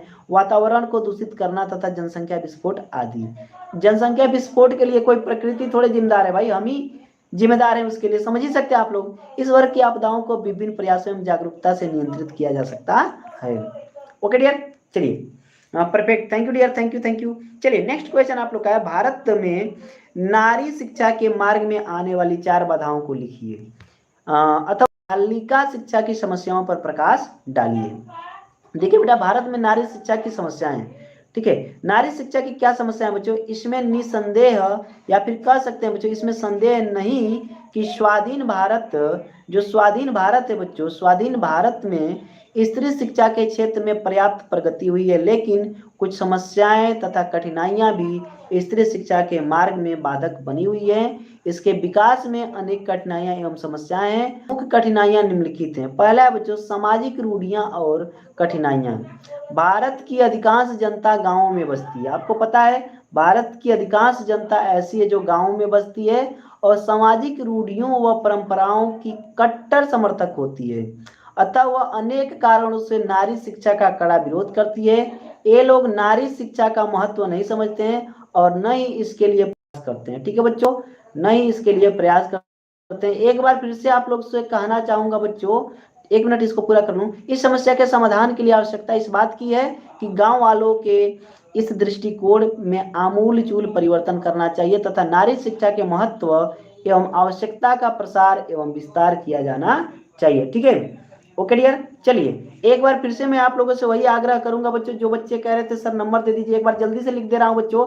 आप लोग जरूर पेपर को भेजें। मेरी आप लोगों से एक ही रिक्वेस्ट है बच्चों की पेपर जब देकर आए तो आप लोग शिक्षा शास्त्र का पेपर इस नंबर पे व्हाट्सएप जरूर करें बच्चों, 9889175929। नंबर लिख लिया आप लोगों ने बच्चों, जल्दी से आप लोग लिखिए, मुझे मिटाना है। ठीक है, एक बार जल्दी से, जो बच्चे नहीं लिखे थे एक बार लिख लीजिए, क्योंकि मैं दोबारा इसलिए बता रहा हूं कि कुछ बच्चे उस समय लाइव नहीं रहे होंगे, बाद में आए होंगे। तो एक बार मैं फिर से बता रहा हूं बेटा इस चीज को कि आप लोग जब पेपर दे के आए तो इस व्हाट्सएप नंबर को सेव कर लीजिए 9889175929, और इस पे व्हाट्सएप जरूर कर देंगे अपने पेपर को, बच्चा अपने पेपर को व्हाट्सएप जरूर कर देंगे। क्लियर है? चलिए आगे बढ़े बच्चों, आगे बढ़े। निर्धनता और पिछड़ेपन। देखिए नारी शिक्षा के प्रसार एवं उत्थान में एक प्रमुख बाधा गरीबी भी है। ठीक है बच्चों, ठीक है बच्चों, ठीक है, क्या है बच्चों, एक प्रमुख बाधा गरीबी भी है। गांवों में अधिकांश परिवार ऐसे हैं जो बालकों की शिक्षा का भार नहीं उठा पाते, तो बालिकाओं की शिक्षा का खर्च कहां से उठाएंगे। बिल्कुल सही बात है बच्चों, गांव में भी ऐसे घर भी हैं जो अपने बच्चों का खर्चा नहीं उठा सकते, तो बच्चियों का कैसे उठाएंगे। अतः सरकार को चाहिए कि वह ग्रामीण जनता के उत्थान की ओर ध्यान दे और विकास कार्यक्रमों में नारी शिक्षा को प्रमुख स्थान दे। महिला शिक्षा राष्ट्रीय समिति ने सरकार से यह मांग की है कि पंचवर्षीय योजनाओं में नारी शिक्षा पर 10 करोड़ की धनराशि व्यय की जाए। ठीक है बच्चों, ओके। स्त्री का क्षेत्र घर तक सीमित। हमारे देश में स्त्री का कार्य क्षेत्र घर की चारदीवारी तक सीमित रहा। उसे केवल घर परिवार चलाना था। अतः भ्रमवश उसके शिक्षित होने पर कोई आवश्यकता नहीं समझी जाती थी, किंतु अब स्त्री प्रत्येक क्षेत्र में आगे बढ़ रही है और इसलिए शिक्षा भी पर्याप्त करना अनिवार्य है। ओके डियर, ठीक है, ये भी अनिवार्य है। बालिका विद्यालयों और अध्यापिकाओं का अभाव। अभी भी हमारे देश में प्राथमिक स्तर से लेकर उच्च स्तर तक के बालिका विद्यालयों की बहुत कमी है। गांव में तो इसका और भी अभाव है। इसके अतिरिक्त प्रशिक्षित अध्यापिकाओं की भी कमी है। इस समस्या के समाधान हेतु सरकार को चाहिए कि वो स्वयं और महिला विद्यालयों की स्थापना करे तथा व्यक्तिगत रूप से लोगों को विद्यालय खोलने के लिए प्रोत्साहित करे एवं शिक्षित महिलाओं लड़कियों को अध्यापक वृत्ति अपनाने के लिए प्रोत्साहित करे बच्चों। ठीक है, ओके। आदित्य सिंह हाय, हेलो डियर, चलिए बच्चों देखिए आगे प्रौढ़ शिक्षा अगला क्वेश्चन है बच्चों। मैं थोड़ा सा क्वेश्चन अब जल्दी कराने की कोशिश करूंगा क्योंकि आप लोग को पता है कि कल पेपर है, तो जल्दी से लंबी वीडियो नहीं बनाना चाहूंगा क्योंकि एक वीडियो और आएगी आप लोग की दीर्घ उत्तर की, वो 30 नंबर फिक्स होगा बच्चों उस वीडियो से। तो उस वीडियो के भी देखना ना भूलिएगा, इस वीडियो के खत्म होने के 10-15-20 मिनट बाद वो वीडियो आएगी, ठीक है। चलिए आगे पहले इसको पढ़ते हैं बच्चों। प्रौढ़ शिक्षा के मार्ग में क्या बाधाएं हैं, उन्हें कैसे दूर किया जा सकता है, या क्वेश्चन ऐसे भी पूछा जा सकता है बच्चों, भारत में प्रौढ़ों के लिए शिक्षा प्रसार में क्या क्या बाधाएं हैं, बाधाओं को दूर करने के सुझाव दीजिए, ठीक है बच्चों। प्रौढ़ शिक्षा के प्रसार के लिए सतत प्रयत्नशील है किंतु उसकी प्रगति में निम्नलिखित बाधाएं हैं। पहला क्या है बच्चों, ध्यान से समझें। प्रशिक्षित अध्यापकों की कमी है, आर्थिक संकट है, नियमित अवकाश की कमी है, प्रौढ़ों में साहित्य की कमी है, शारीरिक कार्य की अधिकता होती है, साधनों की कमी हो जाती है बच्चों, पाठशालाओं दूर होते हैं तो पाठशालाओं का दूर होना है, और सरकारी विद्यालयों की उदासीनता, यहाँ पे सरकारी विद्यालयों के लोग सक्रिय नहीं हो पा रहे हैं, मुकदमेबाजी, छुआछूत, सारी समस्या ही तो है। अब कठिनाइयों का निराकरण कैसे करेंगे भाई, कठिनाई है तो निराकरण करना भी इम्पोर्टेंट ही दे रहा हूँ बेटा, इम्पोर्टेंट ही दे रहा हूँ, ठीक है। शुरू से आप वीडियो देखते तो शायद आपको पता चलता कि ये इम्पोर्टेंट है कि नहीं। फिलहाल बच्चों ध्यान से समझिएगा, सारा क्वेश्चन इम्पोर्टेंट है, ठीक है। अब एक क्वेश्चन नहीं बता के दे सकता कि यही इम्पोर्टेंट है, आपको पता है ना, ठीक है। चलिए कठिनाइयों का निराकरण, उपयुक्त कठिनाइयों का निराकरण तभी हो सकता है जब निम्नलिखित उपाय अपनाए जाएं।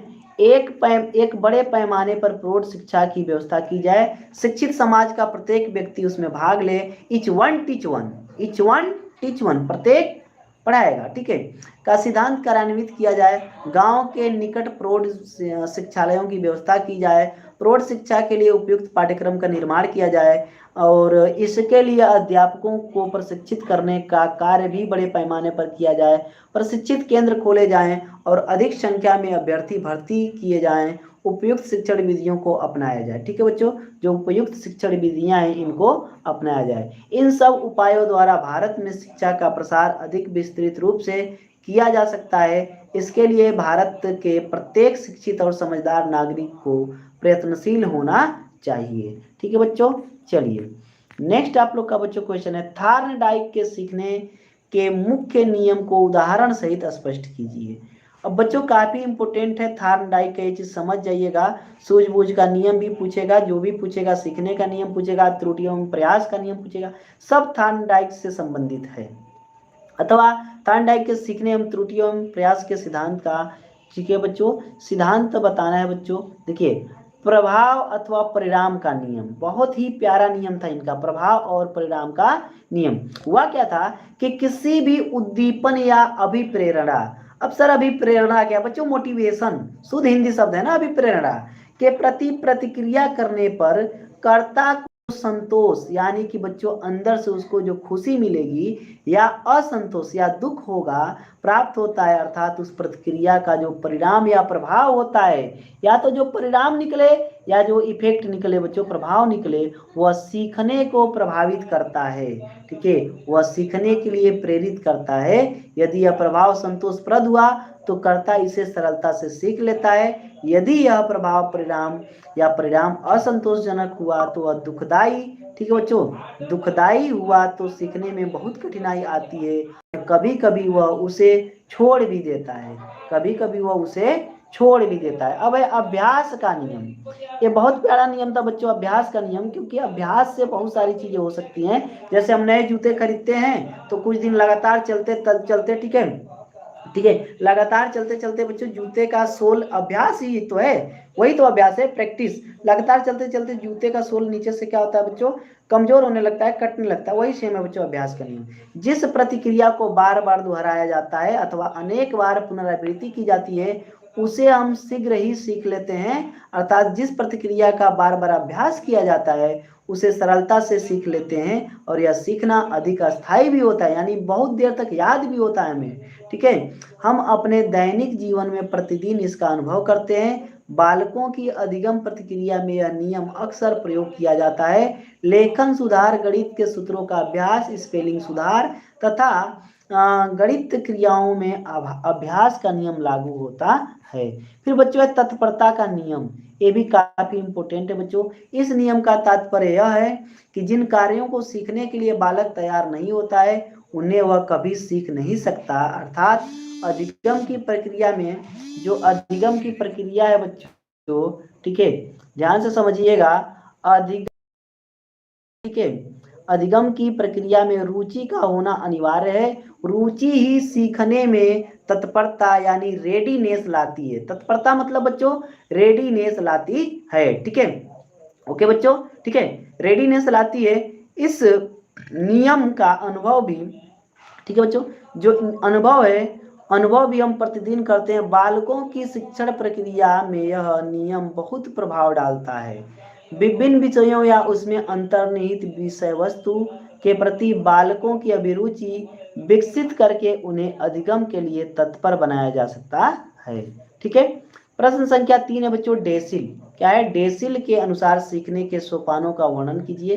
ध्यान से समझेंगे बच्चों, ठीक है, ध्यान से समझेंगे। डेसिल के अनुसार अधिगम के सोपान निम्नलिखित हैं, ठीक है। पहला है अभिप्रेरणा, दूसरा उद्देश्य, बाधा, उद्देश्य प्राप्ति के लिए विभिन्न अनुक्रियाएं, सबलीकरण, सामान्यीकरण तथा एकीकरण। अधिगम की प्रक्रिया में व्यक्ति अपनी आवश्यकता पूर्ति के लिए प्रेरित हो जाता है, जिसका कोई निश्चित उद्देश्य होता है। व्यक्ति के प्रत्येक क्रिया या व्यवहार का एक निश्चित उद्देश्य होता है।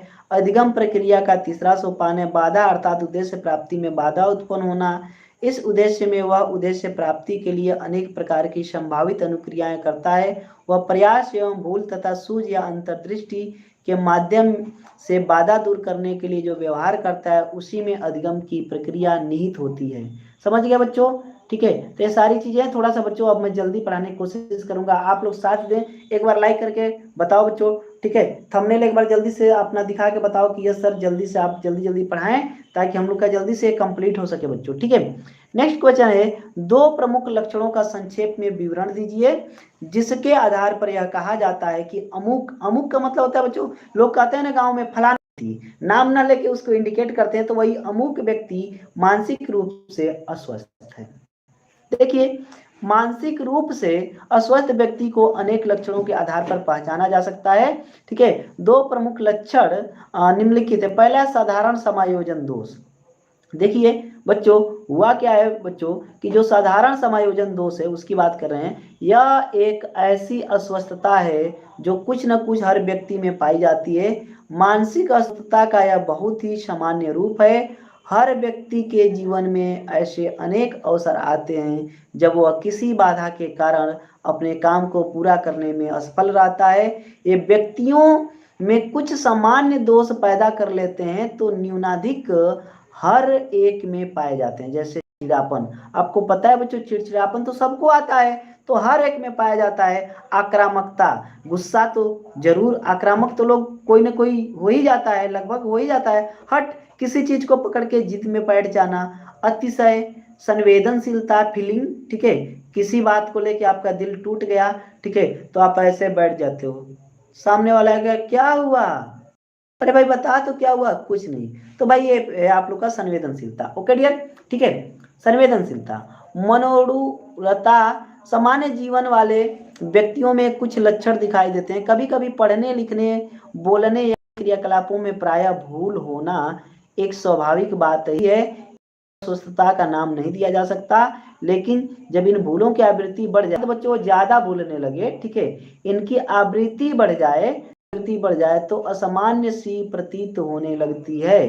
कैसे लगा? असामान्य सी प्रतीत होने लगती है। इसे मनोविकृति कहा जाएगा। बेढंगे तथा अप्रचलित वस्त्र धारण करना, क्रम बिगाड़ कर वाक्य बोलना, तुतलाना, हकलाना, चलने फिरने में असामान्य लगना, अजीबोगरीब हरकतें करना, चोरी करना, धोखा देना आदि मानसिक अस्वस्थता के लक्षण हैं। ठीक है बच्चों, ये सभी क्या है बच्चों, इसके लक्षण हैं। मानसिक, देखिए एक बार फिर से आप लोग से कहूंगा बच्चों कि यदि अभी तक लाइक नहीं किया होगा बच्चों तो लाइक जरूर कर लीजिएगा, ओके। चलिए बच्चों देखें, मानसिक स्वास्थ्य विज्ञान और मानसिक स्वास्थ्य का अंतर स्पष्ट कीजिए, ओके डियर। देखिए, मानसिक स्वास्थ्य विज्ञान मानसिक रोगों से ग्रस्त व्यक्तियों के उपचार में योग देता है तथा मानसिक स्वास्थ्य का संबंध उस तरीके से है जिसके द्वारा व्यक्ति अपनी इच्छाओं, महत्वाकांक्षाओं, विचार, भावनाओं, ठीक है, को अपनी आत्मा से समन्वित करता है ताकि वह अपने जीवन की उन मांगों पूरा कर सके जो उसके सामने आती है। मानसिक स्वास्थ्य के किन्हीं दो सामान्य परिस्थिति जन्य कारकों को स्पष्ट कीजिए। अगला क्वेश्चन है बच्चों, ध्यान से देखिएगा आप लोग, ठीक है। अगला क्वेश्चन आप लोग का है इसका बच्चों उत्तर में हेडिंग बनाएंगे वंशानुक्रम। बच्चों वंशानुक्रम काफी इंपॉर्टेंट है, आप लोग को पता है वंशानुक्रम यानी कि एक वंश से दूसरे वंश में जाना, जिसे आप लोग कहते हो बच्चों, क्या कहते हो, अनुवांशिक। ठीक है बच्चों, देखिए कभी कभी बालक वंशानुक्रम में अपने पूर्वज से कुछ मानसिक विकारों को प्राप्त करता है जो उसे मानसिक दृष्टि से अस्वस्थ बना देते हैं। दोषपूर्ण वंशानुक्रम के कारण बालक में मानसिक दुर्बलता हो सकती है जिस कारण वह मानसिक रूप से अस्वस्थ हो जाता है। शारीरिक स्वास्थ्य बच्चों समझेंगे, स्वस्थ शरीर में ही स्वस्थ मस्तिष्क का निवास होता है। अच्छा मानसिक स्वास्थ्य के लिए प्रायः अच्छे शारीरिक स्वास्थ्य को आधार माना जाता है। शारीरिक दृष्टि से अस्वस्थ रोगी या कमजोर व्यक्ति का मानसिक स्वास्थ्य भी प्रायः अच्छा नहीं होता। ठीक है, अगला प्रश्न ध्यान से समझेंगे बच्चों, मानसिक स्वास्थ्य के व्यक्तिगत घटकों का उल्लेख कीजिए। देखिए होता क्या है, व्यक्तिगत कारक वे कारक हैं जिनका संबंध उस व्यक्ति से होता है जिससे या फिर जिसके मानसिक स्वास्थ्य को निर्धारित करना उद्देश्य होता है। ऐसे कारकों का प्रभाव व्यक्ति के मानसिक स्वास्थ्य पर अप्रत्यक्ष रूप से पड़ता है। इन कारकों को निम्नलिखित प्रकारों में विभाजित किया जा सकता है: शारीरिक रचना, शारीरिक स्वास्थ्य, आवश्यकताओं की संतुष्टि, आकांक्षा स्तर तथा उपलब्धि स्तर, अहम शक्ति, संज्ञात्मक शैली, बुद्धि। ठीक है बच्चों, ये सारी चीजें होंगी। ओके डियर, चलिए अगला क्वेश्चन है, मानसिक स्वास्थ्य विज्ञान के क्षेत्र का उल्लेख कीजिए। देखिए बच्चों हेडिंग डालेंगे आप लोग, मानसिक स्वास्थ्य विज्ञान का क्षेत्र। आजकल मानसिक स्वास्थ्य विज्ञान का कार्यक्षेत्र का अत्यंत विकसित हो गया है बच्चों, यह कार्यक्षेत्र अत्यंत विकसित हो गया है। शैक्षिक कार्यों में इसके सिद्धांत का महत्वपूर्ण स्थान है। इसके कार्यक्षेत्र को दो भागों में विभक्त किया जा सकता है। पहला है बच्चों रक्षात्मक एवं प्रतिबंधात्मक या प्रतिबंधक कार्य। इसके अंतर्गत मानसिक स्वास्थ्य के परिरक्षण एवं मानसिक रोगों एवं व्याधियों तथा विकारों से रक्षा संबंधी कार्य सम्मिलित है। इसके लिए बच्चों, ठीक है, इसके लिए आवश्यक है कि मानव जीवन को सुखी एवं समृद्ध तथा उपयोगी बनाया जाए तथा उपयुक्त परिस्थितियां उत्तर व्यक्ति की मानसिक दशा को स्वस्थ रखने, ठीक है, संबंधी बातों का ज्ञान कराया जाए और उसे मानसिक तथा सांवेगिक असंतुलन से बचने के उपायों का ज्ञान दिया जाए। ओके डियर, चलिए निदानात्मक एवं उपचारात्मक कार्य। इसमें ठीक है बच्चों, निदान का मतलब वही होता है उपचार, ठीक है, समझ जाइए। निदानात्मक का मतलब उपचार हो गया और डायरेक्ट उपचार लिख ही दिया बच्चों। इसमें मानसिक रोगों के निदान एवं उपचार की व्यवस्था सम्मिलित है। अनेक शिक्षा संस्थाओं में इसके संबंध में उच्च शिक्षा देने की व्यवस्था है। कुसमयायोजित व्यक्तित्व तथा मानसिक विकृति के निदान के लिए नए नए सिद्धांतों एवं तकनीकों की खोज करना तथा उपचार के लिए इनका प्रयोग करना जिससे ऐसे रोगियों को शीघ्र सामान्य अवस्था पर लाया जा सके। इसके लिए प्रयत्नशील देशों में अनेक मन चिकित्सा केंद्र तथा अस्पताल खोले जा चुके हैं। ठीक है बच्चों, क्या हो चुके हैं, सारे खोले जा चुके हैं। अगला क्वेश्चन है, मानसिक स्वास्थ्य की किन्हीं चार विशेषताओं का वर्णन कीजिए। ठीक है, चार विशेषताओं का वर्णन कीजिए अथवा उत्तम मानसिक स्वास्थ्य की विशेषताओं की व्याख्या कीजिए। देखिए बच्चों, पहला पॉइंट है आत्म मूल्यांकन एवं आत्म स्वीकृति। मानसिक रूप से स्वस्थ व्यक्ति की एक मुख्य विशेषता यह है कि उसमें आत्म मूल्यांकन तथा आत्म स्वीकृति का गुण उपस्थित होता है। आत्म मूल्यांकन का अर्थ यह है कि व्यक्ति अपने गुणों तथा दोषों एवं सीमाओं का ज्ञान रखता हो। आत्म मूल्यांकन का अर्थ यह है कि व्यक्ति अपने गुणों, दोषों एवं सीमाओं को स्वीकार करता हो। कहा भी गया है कि मानसिक स्वास्थ्य को उन्नत बनाने का सूत्र है अपने को पहचानना, अपने आप को समझना तथा अपने आप को स्वीकार करना। ओके डियर, चलिए संतोषजनक पारस्परिक संबंध अच्छे मानसिक स्वास्थ्य अथवा मानसिक रूप से स्वस्थ व्यक्ति की पहचान यह है कि वह अपने परिवार तथा समाज के लोगों के साथ पारस्परिक संबंध को अधिक से अधिक संतोषजनक बनाए रखने में सफल तथा सक्षम होता है। अच्छा शारीरिक स्वास्थ्य, देखिए मानसिक रूप से स्वस्थ व्यक्ति के लिए होता क्या है कि यह भी आवश्यक है कि उसका उसका शारीरिक स्वास्थ्य भी अच्छा हो। दूसरे शब्दों में उन्नत मानसिक स्वास्थ्य के लिए अन्य बातों के साथ साथ अच्छा शारीरिक स्वास्थ्य भी आवश्यक है। चौथा पॉइंट होगा बच्चों आप लोग का क्या होगा कि निश्चित एवं सकारात्मक जीवन लक्ष्य। मानसिक रूप से स्वस्थ व्यक्ति के लिए यह भी आवश्यक है कि उसके जीवन का कोई निश्चित तथा ठीक है बच्चों सकारात्मक लक्ष्य हो। जिस व्यक्ति में इस तरह के जीवन लक्ष्य का अभाव होता है वह मानसिक रूप से अस्वस्थ होता है। ठीक है बच्चों, सराको 1989 ने कहा है कि अस्पष्ट अथवा नकारात्मक जीवन लक्ष्य मानसिक अस्वस्थता की पहचान है। ओके डियर, लघु उत्तरीय प्रश्न का बच्चों आप लोग का पूरा ये सीरीज चल रहा है। इसका अगला क्वेश्चन है बुद्धि और ज्ञान में अंतर बताइए। देखिए इन सब विशेषताओं को यदि हम दृष्टिगत रखें तो देखेंगे कि अर्जित ज्ञान में बुद्धि, ठीक है, ज्ञान में और बुद्धि में अंतर होता है।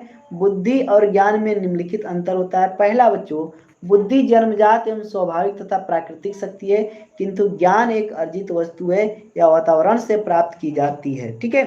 दूसरा पॉइंट है बुद्धि तुलनात्मक रूप से एक स्थिर वस्तु है, उसमें केवल थोड़ी बहुत वृद्धि एवं ह्रास ही होता है, किंतु ज्ञान की वृद्धि की कोई सीमा नहीं है। व्यक्ति जितना चाहे उतना ज्ञान प्राप्त कर सकता है। तीसरा पॉइंट है बच्चों आप लोग का किसी व्यक्ति में बुद्धि और ज्ञान की मात्रा का अनुपातिक रूप से समान होना आवश्यक नहीं। अधिक बुद्धि होते हुए भी ज्ञान की मात्रा ज्ञान होने पर भी बुद्धि की मात्रा कम हो सकती है। जो बुद्धि की मात्रा है बच्चों वह कम हो सकती है। बुद्धि के विकृत हो जाने पर ज्ञान समाप्त हो जाता है। सही बात है बच्चों, जब बुद्धि की क्या होती है बच्चों, ठीक है, विकृति हो जाती है तो ज्ञान वहां पे क्या हो जाता है बच्चों, समाप्त हो जाता है। ठीक है, समझ गए। किंतु ज्ञान में विकार आने पर बुद्धि पर उसका कोई खास प्रभाव नहीं पड़ता, ये ध्यान दीजिएगा। रॉस के अनुसार बुद्धि उद्देश्य है और ज्ञान उद्देश्य को प्राप्त करने का एक साधन। ठीक है बच्चों, नेक्स्ट क्वेश्चन आप लोग देखेंगे कि व्यक्तिगत एवं सामूहिक बुद्धि परीक्षणों में अंतर स्पष्ट कीजिए। देखिए व्यक्तिगत एवं सामूहिक बुद्धि परीक्षणों में अंतर, व्यक्तिगत एवं सामूहिक बुद्धि परीक्षणों में मुख्य अंतर निम्नलिखित है। ठीक है बच्चों, ध्यान से समझ सकते हैं। व्यक्तिगत परीक्षण, सामूहिक परीक्षण, दो दिया है बच्चों, व्यक्तिगत परीक्षण, सामूहिक परीक्षण। व्यक्तिगत परीक्षण में पहला है बच्चों आप लोग का व्यक्तिगत परीक्षण में विशेष योग्यता से युक्त विशेषज्ञ की आवश्यकता पड़ती है। सामूहिक परीक्षण में बच्चों सामूहिक परीक्षण साधारण ज्ञान वाला व्यक्ति भी ले सकता है। ठीक है, व्यक्तिगत परीक्षण में सेकेंड पॉइंट है बच्चों इस परीक्षा में अधिक समय खर्च होता है क्योंकि एक समय में एक व्यक्ति की ही परीक्षा ली जा सकती है। और बच्चों इस परीक्षा में समय की बचत होती है क्योंकि यह एक साथ ही बहुत सारे व्यक्तियों की परीक्षा ली जा सकती है। ओके डियर, चलिए व्यक्तिगत परीक्षण छोटे बालकों के लिए सर्वाधिक उपयुक्त होता है। यह परीक्षण बड़ी उम्र के लोगों के लिए ठीक रहता है। इसके अंतर्गत परीक्षण पद या प्रश्न कठिन स्तर के होते हैं। प्रश्नों का निर्धारण में भी कठिनाई होती है और इसमें सरल होते हैं और थोड़े समय में ही प्रखर, सामान्य तथा मंद बुद्धि के बालकों को पता चल जाता है। यहाँ प्रश्नों का निर्धारण संबंधी कठिनाई नहीं होती है। ठीक है, ठीक है बच्चों, ओके। चलिए मानसिक स्वास्थ्य की परिभाषा, एक बच्चे का कमेंट है बच्चों कि मानसिक स्वास्थ्य की परिभाषा क्या होती है। देखो ध्यान से समझ लो, मैं पहले आप लोग को बता दे रहा हूँ बेटा कि जो मानसिक स्वास्थ्य होता है, ठीक है, कहाँ थे पहले वहां तो पहुंच जाए। चलिए यहाँ थे, ठीक है, यहाँ थे बच्चों। मानसिक स्वास्थ्य जो होता है बच्चों, कोई व्यक्ति अपने दिमाग से यानी कि जो हमारा मानसिक है इससे कितना वह स्वस्थ है, स्वास्थ्य ही पूछे बेटा ना, हाँ इसकी परिभाषा पूछे कितना स्वस्थ, अर्थात उसका दिमाग कितना अच्छी तरीके से कार्य कर रहा है, उसी को मानसिक स्वास्थ्य कहते हैं। Okay dear. नेक्स्ट क्वेश्चन है निबंधात्मक परीक्षण के दोष क्या हैं, या निबंधात्मक परीक्षण प्रणाली के दोष। बच्चों देखिए इस प्रणाली में रटने पर अधिक जोर दिया जाता है, मूल्यांकन व्यक्तिपरक होता है, निबंधात्मक प्रश्नों में वैधता तथा विश्वसनीयता की कमी होती है, प्रश्नों की संख्या सीमित होती है जिससे संपूर्ण पाठ्यक्रम को नहीं प्रभावित किया जा सकता, मनोवैज्ञानिक दृष्टिकोण से व्यक्तित्व को कितने भागों में बांटा गया है, तो मनोवैज्ञानिक युग ने मानसिक लक्षणों के आधार पर व्यक्ति के निम्न प्रकार बताए हैं। पहला है अंतर्मुखी व्यक्तित्व, दूसरा है बहिर्मुखी व्यक्तित्व, चलो बच्चों, और तीसरा है उभयमुखी व्यक्तित्व। इन सब के बारे में समझते हैं बच्चों। अंतर्मुखी व्यक्तित्व को समझें। इस प्रकार का व्यक्तियों का होता है जिसका स्वभाव आदतें एवं गुण बाह्य रूप में प्रकट नहीं होते, यानी बाहर से नहीं दिखाई देते, बाह्य रूप में प्रकट नहीं होते। ठीक है, प्रभावती जी कह रही हैं कि सर इसे तो हम भी पढ़ लेंगे। बेटा पढ़ लेने पढ़ा लेने में बड़ा थोड़ा सा अंतर होता है, फिर भी आपको लगता है कि आप पढ़ लोगे तो आपका स्वागत है, आप जाएं, अपना समय बर्बाद न करें बिल्कुल, क्योंकि मैं एक ऐसा टीचर हूं, मैं नहीं चाहूंगा कि आपका समय बर्बाद हो। वे बच्चे जिन्हें लगता है, ठीक है, जिन्हें लगता है, बेटा डिटेल में मैं समझा रहा था, लेकिन पूछ लीजिए बच्चे यहाँ लाइव हैं, डिटेल में समझा रहा था, लेकिन समय कम होने की वजह से मुझे जल्दी जल्दी में पढ़ाना पड़ा है। बच्चों से एक बार आप पूछ लीजिए, जो बच्चे लाइव हैं आपको बताएंगे। मैंने बच्चों से कहा था बेटा थोड़ा सा तेज चलें, तो बच्चों ने कहा ओके सर थोड़ा तेज चलिए, तब थोड़ा सा मैं तेज पढ़ाने लगा हूं, नहीं तो डिटेल में मैं समझा रहा था। ठीक है, ठीक है, ओके डियर। चलिए मैं फिलहाल पढ़ाने पे ध्यान दूंगा बच्चों। अंतर्मुखी व्यक्तित्व फिलहाल मैं पढ़ाने पे ध्यान दूंगा, ये ध्यान दीजिए। अंतर्मुखी व्यक्तित्व इस प्रकार का व्यक्तियों का होता है जिसका स्वभाव आदतें एवं गुण बाह्य रूप से प्रकट नहीं होती। उनका स्वभाव बच्चों आदत गुण या बाह्य रूप से प्रकट नहीं होता है। ठीक है, और होता क्या बच्चों, जिसका स्वभाव गुण तो प्रकट होगा नहीं, ये आत्म केंद्रित होते हैं, स्वयं केंद्रित करते हैं बच्चों, और सदा अपने में खोए रहते हैं। इन्हें बाहरी जगत की चिंता नहीं होती है, बाहर विश्व में क्या चल रहा है कोई चिंता नहीं बच्चों। ठीक है, ओके। बहिर्मुखी व्यक्तित्व की बात करें बच्चों, बहिर्मुखी व्यक्तित्व की, इस प्रकार के व्यक्तित्व के लोगों की रुचि बाह्य जगत में होती है। बहिर्मुखी व्यक्तित्व इस प्रकार के जो लोग होते हैं बच्चों, ठीक है, उनकी रुचि, ठीक है बच्चों, क्या होती है, बाह्य जगत में, बाहरी जगत में होती है। इनका स्वभाव आदतें एवं गुण बाह्य रूप में कट होते हैं। यहाँ पे ध्यान देना बेटा, थोड़ा सा मिस प्रिंटिंग हुआ है, यहाँ बाह्य रूप होगा, आप लोग सही कर लीजिएगा, बाह्य रूप में होते हैं। ठीक है, हाँ बिल्कुल बेटा, लगभग खत्म ही हो चुका है, आप लोग परेशान न होइए, लगभग खत्म ही हो चुका है ना। देखिए अगला है उभयमुखी व्यक्तित्व। इस प्रकार का व्यक्तित्व अंतर्मुखी गुणों को विचार में ला सकता है और बहिर्मुखी गुणों को कार्य के रूप में स्थान दे सकता है। उभयमुखी व्यक्तित्व अपना तथा समाज दोनों का लाभ देखता है। अधिकांश व्यक्ति उभयमुखी होते हैं, और बिल्कुल बच्चों उभयमुखी होना भी चाहिए, हमें हर चीज को समझना चाहिए। ठीक है, सर किस चैप्टर, कौन सा चैप्टर से, चैप्टर का नाम बता दीजिए सर प्लीज। बेटा चैप्टर नहीं, सारे किताब के लघु उत्तरीय प्रश्नों को एक जगह छाट के लाया हूं बच्चों। देखो मैं कुछ झूठ नहीं बोलूंगा, देखो यहाँ पे राजीव प्रकाशन की सीरीज है बच्चों, और यहाँ देखोगे कि अवतार की सीरीज है मेरे पास, यहाँ पे देखिए आप अवतार की सीरीज है बच्चों। ठीक है, और तो इस तरीके से सीरीज और किताब से छाट छाट के क्वेश्चंस लाया हूं, 1% आप लोगों से झूठ नहीं बोलूंगा, आप लोगों के लिए बच्चों मैं मेहनत करके ला रहा हूं। बस यही चीज है कि आप लोग का अच्छा नंबर आ जाए, बस वही मेरे लिए बहुत दक्षिणा होगी। ठीक है, आप लोग कल मुझे पेपर भेजना ना भूलिएगा, मैं नंबर दे चुका हूं, जिस बच्चे के पास नंबर नहीं होगा मेरा नंबर ले लीजिएगा, व्हाट्सएप नंबर, लेकिन कल पेपर जरूर भेजिएगा बेटा, पेपर जरूर भेजिएगा, क्योंकि मैं जिस विद्यालय में पढ़ाता हूं बच्चों एज अ फिजिक्स लेक्चरर हूं मैं। ठीक है, तो यहाँ के बच्चे फिजिक्स और इंग्लिश का ही पेपर मुझे दे सकते हैं, तो प्लीज आप लोग जरूर बताएं, क्योंकि कल मैथ और बायोलॉजी का भी पेपर है, तो बच्चे यही मुझे पेपर दिखाएंगे, लेकिन आप लोग शिक्षा शास्त्र का पेपर जरूर हमें दिखाएंगे। ठीक है, जिनके पास नंबर नहीं होगा मेरा व्हाट्सएप नंबर जरूर ले लीजिएगा, लेकिन भेज दीजिएगा बच्चों। चलिए क्वेश्चन समझे। शिक्षा में व्यक्तित्व परीक्षण के महत्व की विवेचना कीजिए। देखिए बच्चों, शिक्षा में व्यक्तित्व परीक्षणों की उपयोगिता, हुआ क्या बच्चों कि व्यक्तित्व के मापन एवं मूल्यांकन हेतु उसका माप करना, मूल्यांकन करने के लिए जिन परीक्षणों का निर्माण किया गया है उनका सफलता प्रयोग किया जा रहा है। ठीक है बच्चों, सफलतापूर्वक प्रयोग किया जा रहा है। हेलो डियर, ठीक है। वस्तुतः व्यक्तित्व के मापन की आवश्यकता जीवन के प्रत्येक क्षेत्र में होती है। व्यक्तित्व परीक्षणों की सहायता से व्यक्ति की शारीरिक स्थिति, योग्यताओं, रुचियों, अरुचियों, प्रवृत्तियों, इच्छाओं, अभिवृत्तियों, आंतरिक मनोदशा, सामाजिक व्यक्तित्व संबंधों आदि की जानकारी प्राप्त की जाती है। इस प्रकार की जानकारी के द्वारा शिक्षा के क्षेत्र में व्यक्तिगत परीक्षण निम्न प्रकार से उपयोगी सिद्ध होते हैं। ठीक है, ठीक है बच्चों, ओके, क्लियर हो गया। चलिए बच्चों, राष्ट्रीय माध्यमिक शिक्षा अधिनियम बच्चों, राष्ट्रीय माध्यमिक शिक्षा अधिनियम, आमिर खान, राष्ट्रीय माध्यमिक शिक्षा अधिनियम। चलिए बच्चों आगे देखें।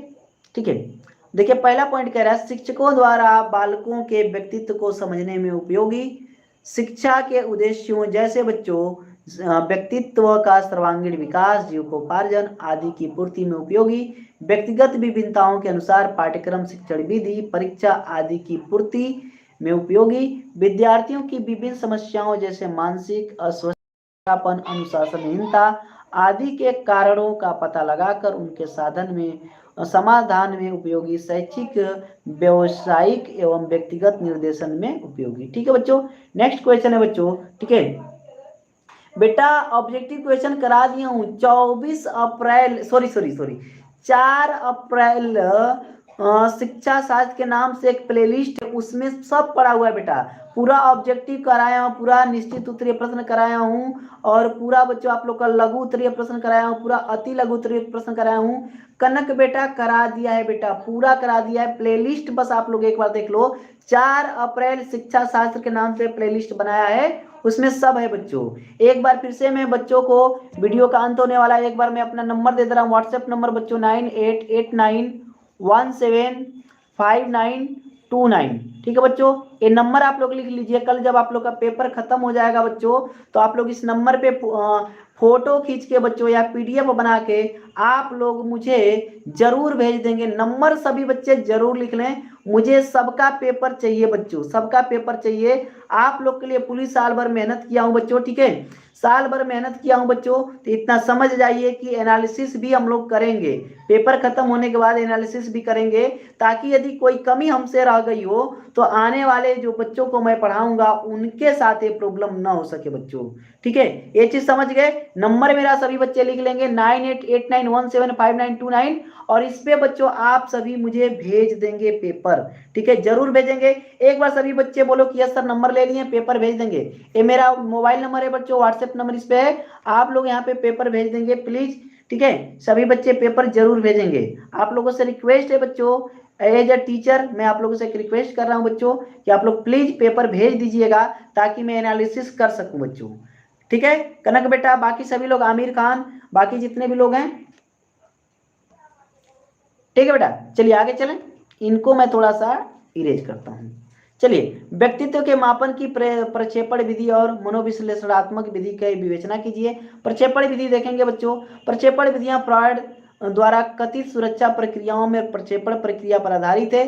प्रक्षेपण अचेतन मन की वह सुरक्षा प्रक्रिया है जिसमें कोई व्यक्ति अपनी अनुभूतियों, ठीक है बच्चों, अनुभूतियों, विचारों, आकांक्षाओं तथा संवेगों को दूसरों पर आरोपित करता है। ठीक है, कुछ प्रमुख प्रक्षेपण विधियां निम्नलिखित हैं जिनका व्यक्तित्व के मूल्यांकन में अत्यधिक प्रयोग किया जाता है। पहला है बच्चों कथा संस्कार परीक्षण। ठीक है, कथा संस्कार परीक्षण, रोर्सा इंक ब्लास्ट परीक्षण। ठीक है बच्चों, फिर है आप लोग का चिल्ड्रेन ए परसेप्शन टेस्ट, शब्द साहचर्य परीक्षण, वाक्य पूर्ति तथा कहानी पूर्ति परीक्षण, मनोविश्लेषण विधियां।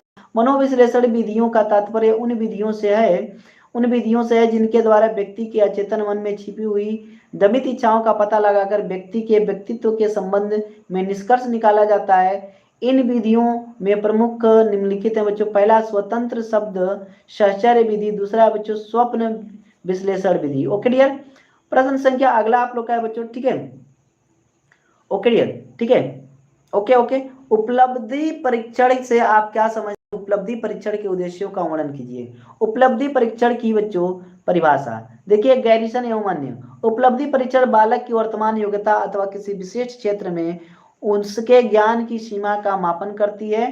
थार्नडाइक की बात करें बच्चों, थार्नडाइक, जब हम उपलब्धि परीक्षण का प्रयोग करते हैं तब हम इस बात को निश्चित करने में रुचि रखते हैं कि एक विशेष प्रकार की शिक्षा प्राप्त करने के पश्चात व्यक्ति ने क्या सीखा है।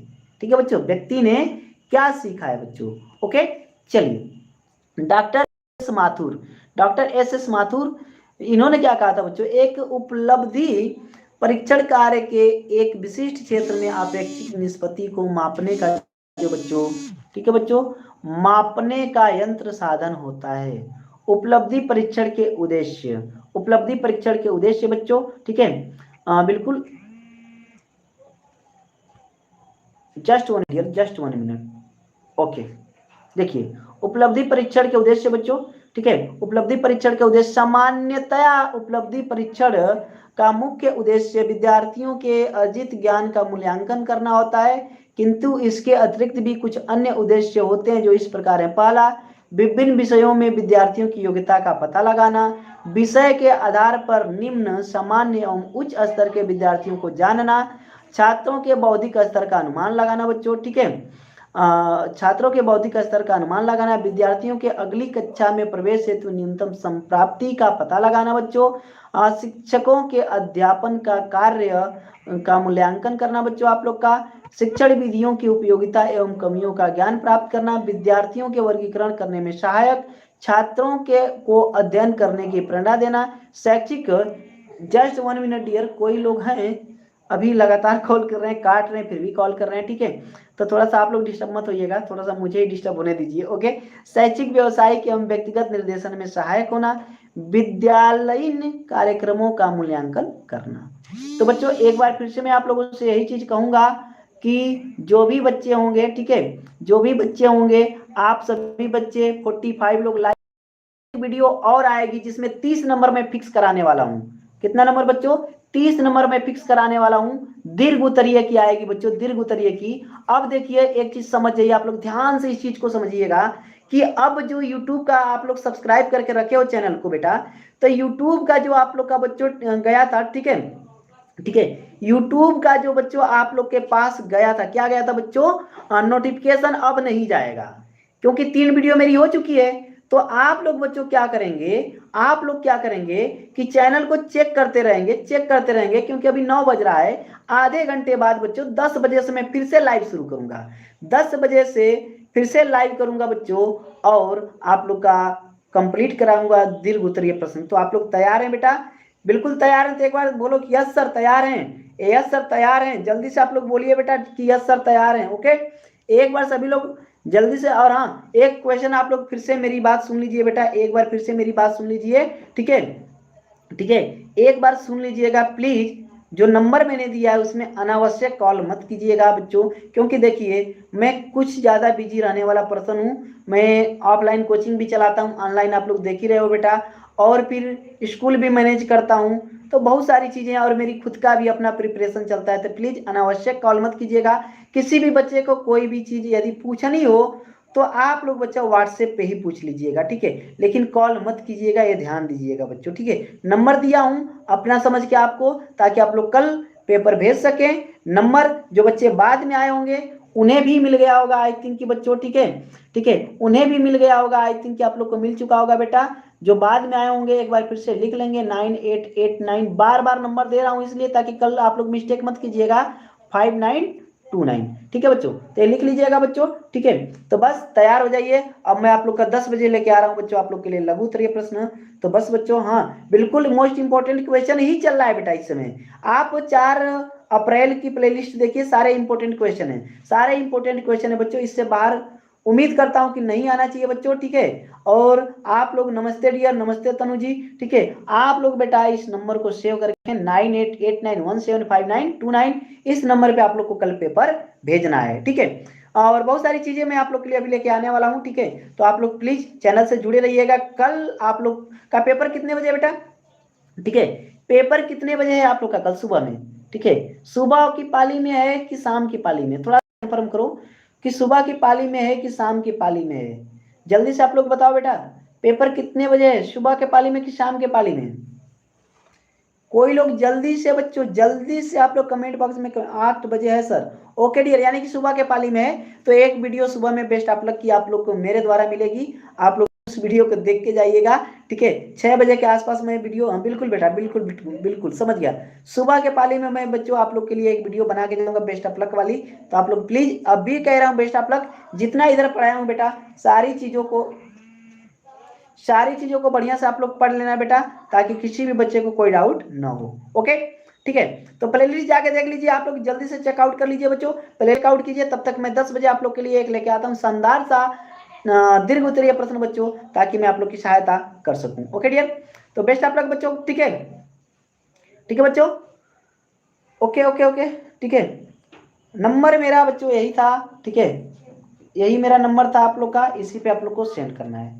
ओके डियर, तो चलिए स्वस्थ रहिए, मस्त रहिए, अपनों के प्यार के साथ, हल्की सी मुस्कान के साथ स्वस्थ रहिए, इसलिए कहा था स्वस्थ रहोगे तो एकदम मस्त तरीके से लिखोगे, और स्वस्थ रहिए मस्त रहिए इसलिए कहता हूँ बच्चों, ठीक है, ठीक है, स्वस्थ रहिए मस्त रहिए इसलिए कहता हूँ, ताकि मस्त रहेंगे बच्चों तो एकदम जबरदस्त रहेंगे, और अपनों के प्यार के साथ, यदि अपनों का प्यार है बच्चों, तो आप दुनिया का कोई भी बड़ा से बड़ा लक्ष्य हासिल कर सकते हो। ठीक है, अपनों के प्यार के साथ, हल्की सी मुस्कान के साथ, हल्की सी मुस्कान इसलिए कहता हूं बच्चों, क्योंकि आपकी हल्की सी मुस्कान बड़ी बड़ी परिस्थितियों को बदल देती है। हल्की सी मुस्कान के साथ कर दिखाओ कुछ ऐसा कि दुनिया करना चाहे आपके जैसा। मिलते हैं अगले क्लास में, तब तक के लिए धन्यवाद, बाय बाय, खुदा हाफिज, बेस्ट ऑफ लक बच्चों, best of luck for your bright future, best of luck for your next exam जो कि कल होने वाला है बच्चों। ठीक है, तो आई थिंक कि अब इस वीडियो में हमें चलना चाहिए बच्चों।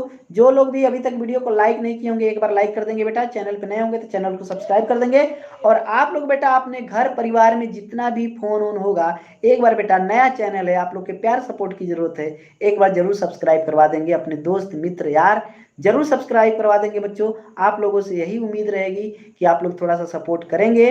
ठीक है, एज अ टीचर, एक गुरु का बच्चों, गुरु दक्षिणा में हमें कुछ नहीं चाहिए, आपको बताया है कि फ्री क्लास हम चलाते हैं बच्चों। ठीक है, फ्री क्लास चलाते हैं, लेकिन हमें चाहिए आपसे क्या बच्चों, थोड़ा सा सपोर्ट। ठीक है, नया चैनल है, एक बार रंग पे आ जाएगा तो फिर कोई दिक्कत ही नहीं रहेगी। ठीक है बच्चों, आप लोग को पता है जब मैं शिक्षा शास्त्र पढ़ाना शुरू किया था तो एक बच्चा भी लाइव नहीं होता था, तब भी मैं पढ़ाता था, और आज आप लोग का इतना बड़ा परिवार है बच्चों, देख के बहुत खुशी मिल रही है। ठीक है बच्चों, ठीक है, बिल्कुल बिल्कुल, एक बच्चे की तरफ से नहीं, सभी बच्चों की तरफ से ये सपोर्ट होना चाहिए, क्योंकि मुझे बच्चों आप लोगों से सिर्फ प्यार ही, अब तक मैंने क्या कमाया है बच्चों, प्यार कमाया आप लोगों से। ठीक है, और यही बस बहुत चीज़ है हमारे लिए, आप लोग मुझे पहचानते हो, यही बहुत चीज़, इतना सपोर्ट करते हो, प्यार करते हो, सपोर्ट ही है बेटा। आप कह रहे हो कि सर पूरा सपोर्ट है, सपोर्ट ही आप लोग का है। पिछले साल के बच्चों ने सपोर्ट किया तो यहाँ तक पहुंचे, अब आप लोग सपोर्ट करोगे तो कुछ और आगे तक पहुंच जाएंगे बच्चों। ठीक है, तो आप लोग जितने भी लोग लाइव हैं, 30 लोग हैं, जो भी लोग लाइव हैं बच्चों, ठीक है, सर उम्मीद करता हूँ कि घर में दोस्तों के पास, जो भी आप लोग के पास फोन ऑन होंगे, आप लोग सब्सक्राइब करवा देंगे बच्चों, और पिछले साल जो शिक्षा शास्त्र पढ़ेंगे बच्चों, उन्हें गाइड करेंगे, आप बताएंगे कि शिक्षा शास्त्र की क्लास ज्ञान गुरु एकेडमी पे एसपी सर के द्वारा किस तरीके से पढ़ाई जाती है, आप लोग खुद बताएंगे बच्चों, या आप लोग खुद बताएंगे उन्हें। ठीक है, तो इस वीडियो को यहीं रोका जाए बच्चों, तो आप लोग तैयार हैं 10 बजे के लिए? 10 बजे धमाकेदार वीडियो। ठीक है, बहुविकल्पीय प्रश्न के अलावा सब हो गए बेटा, सिर्फ रह गया है दीर्घ उत्तरीय प्रश्न, करा देता हूं, क्या दिक्कत है, ताकि आप लोग कल 100 में 100 करके आओ, हमारे बच्चों का कल झंडा एकदम फहर जाए। तो चलिए बच्चों, हो चुका आगाज, रण का युग बदलने की तैयारी है, जीत उसी का होगा जिसका संघर्ष अभी भी जारी है।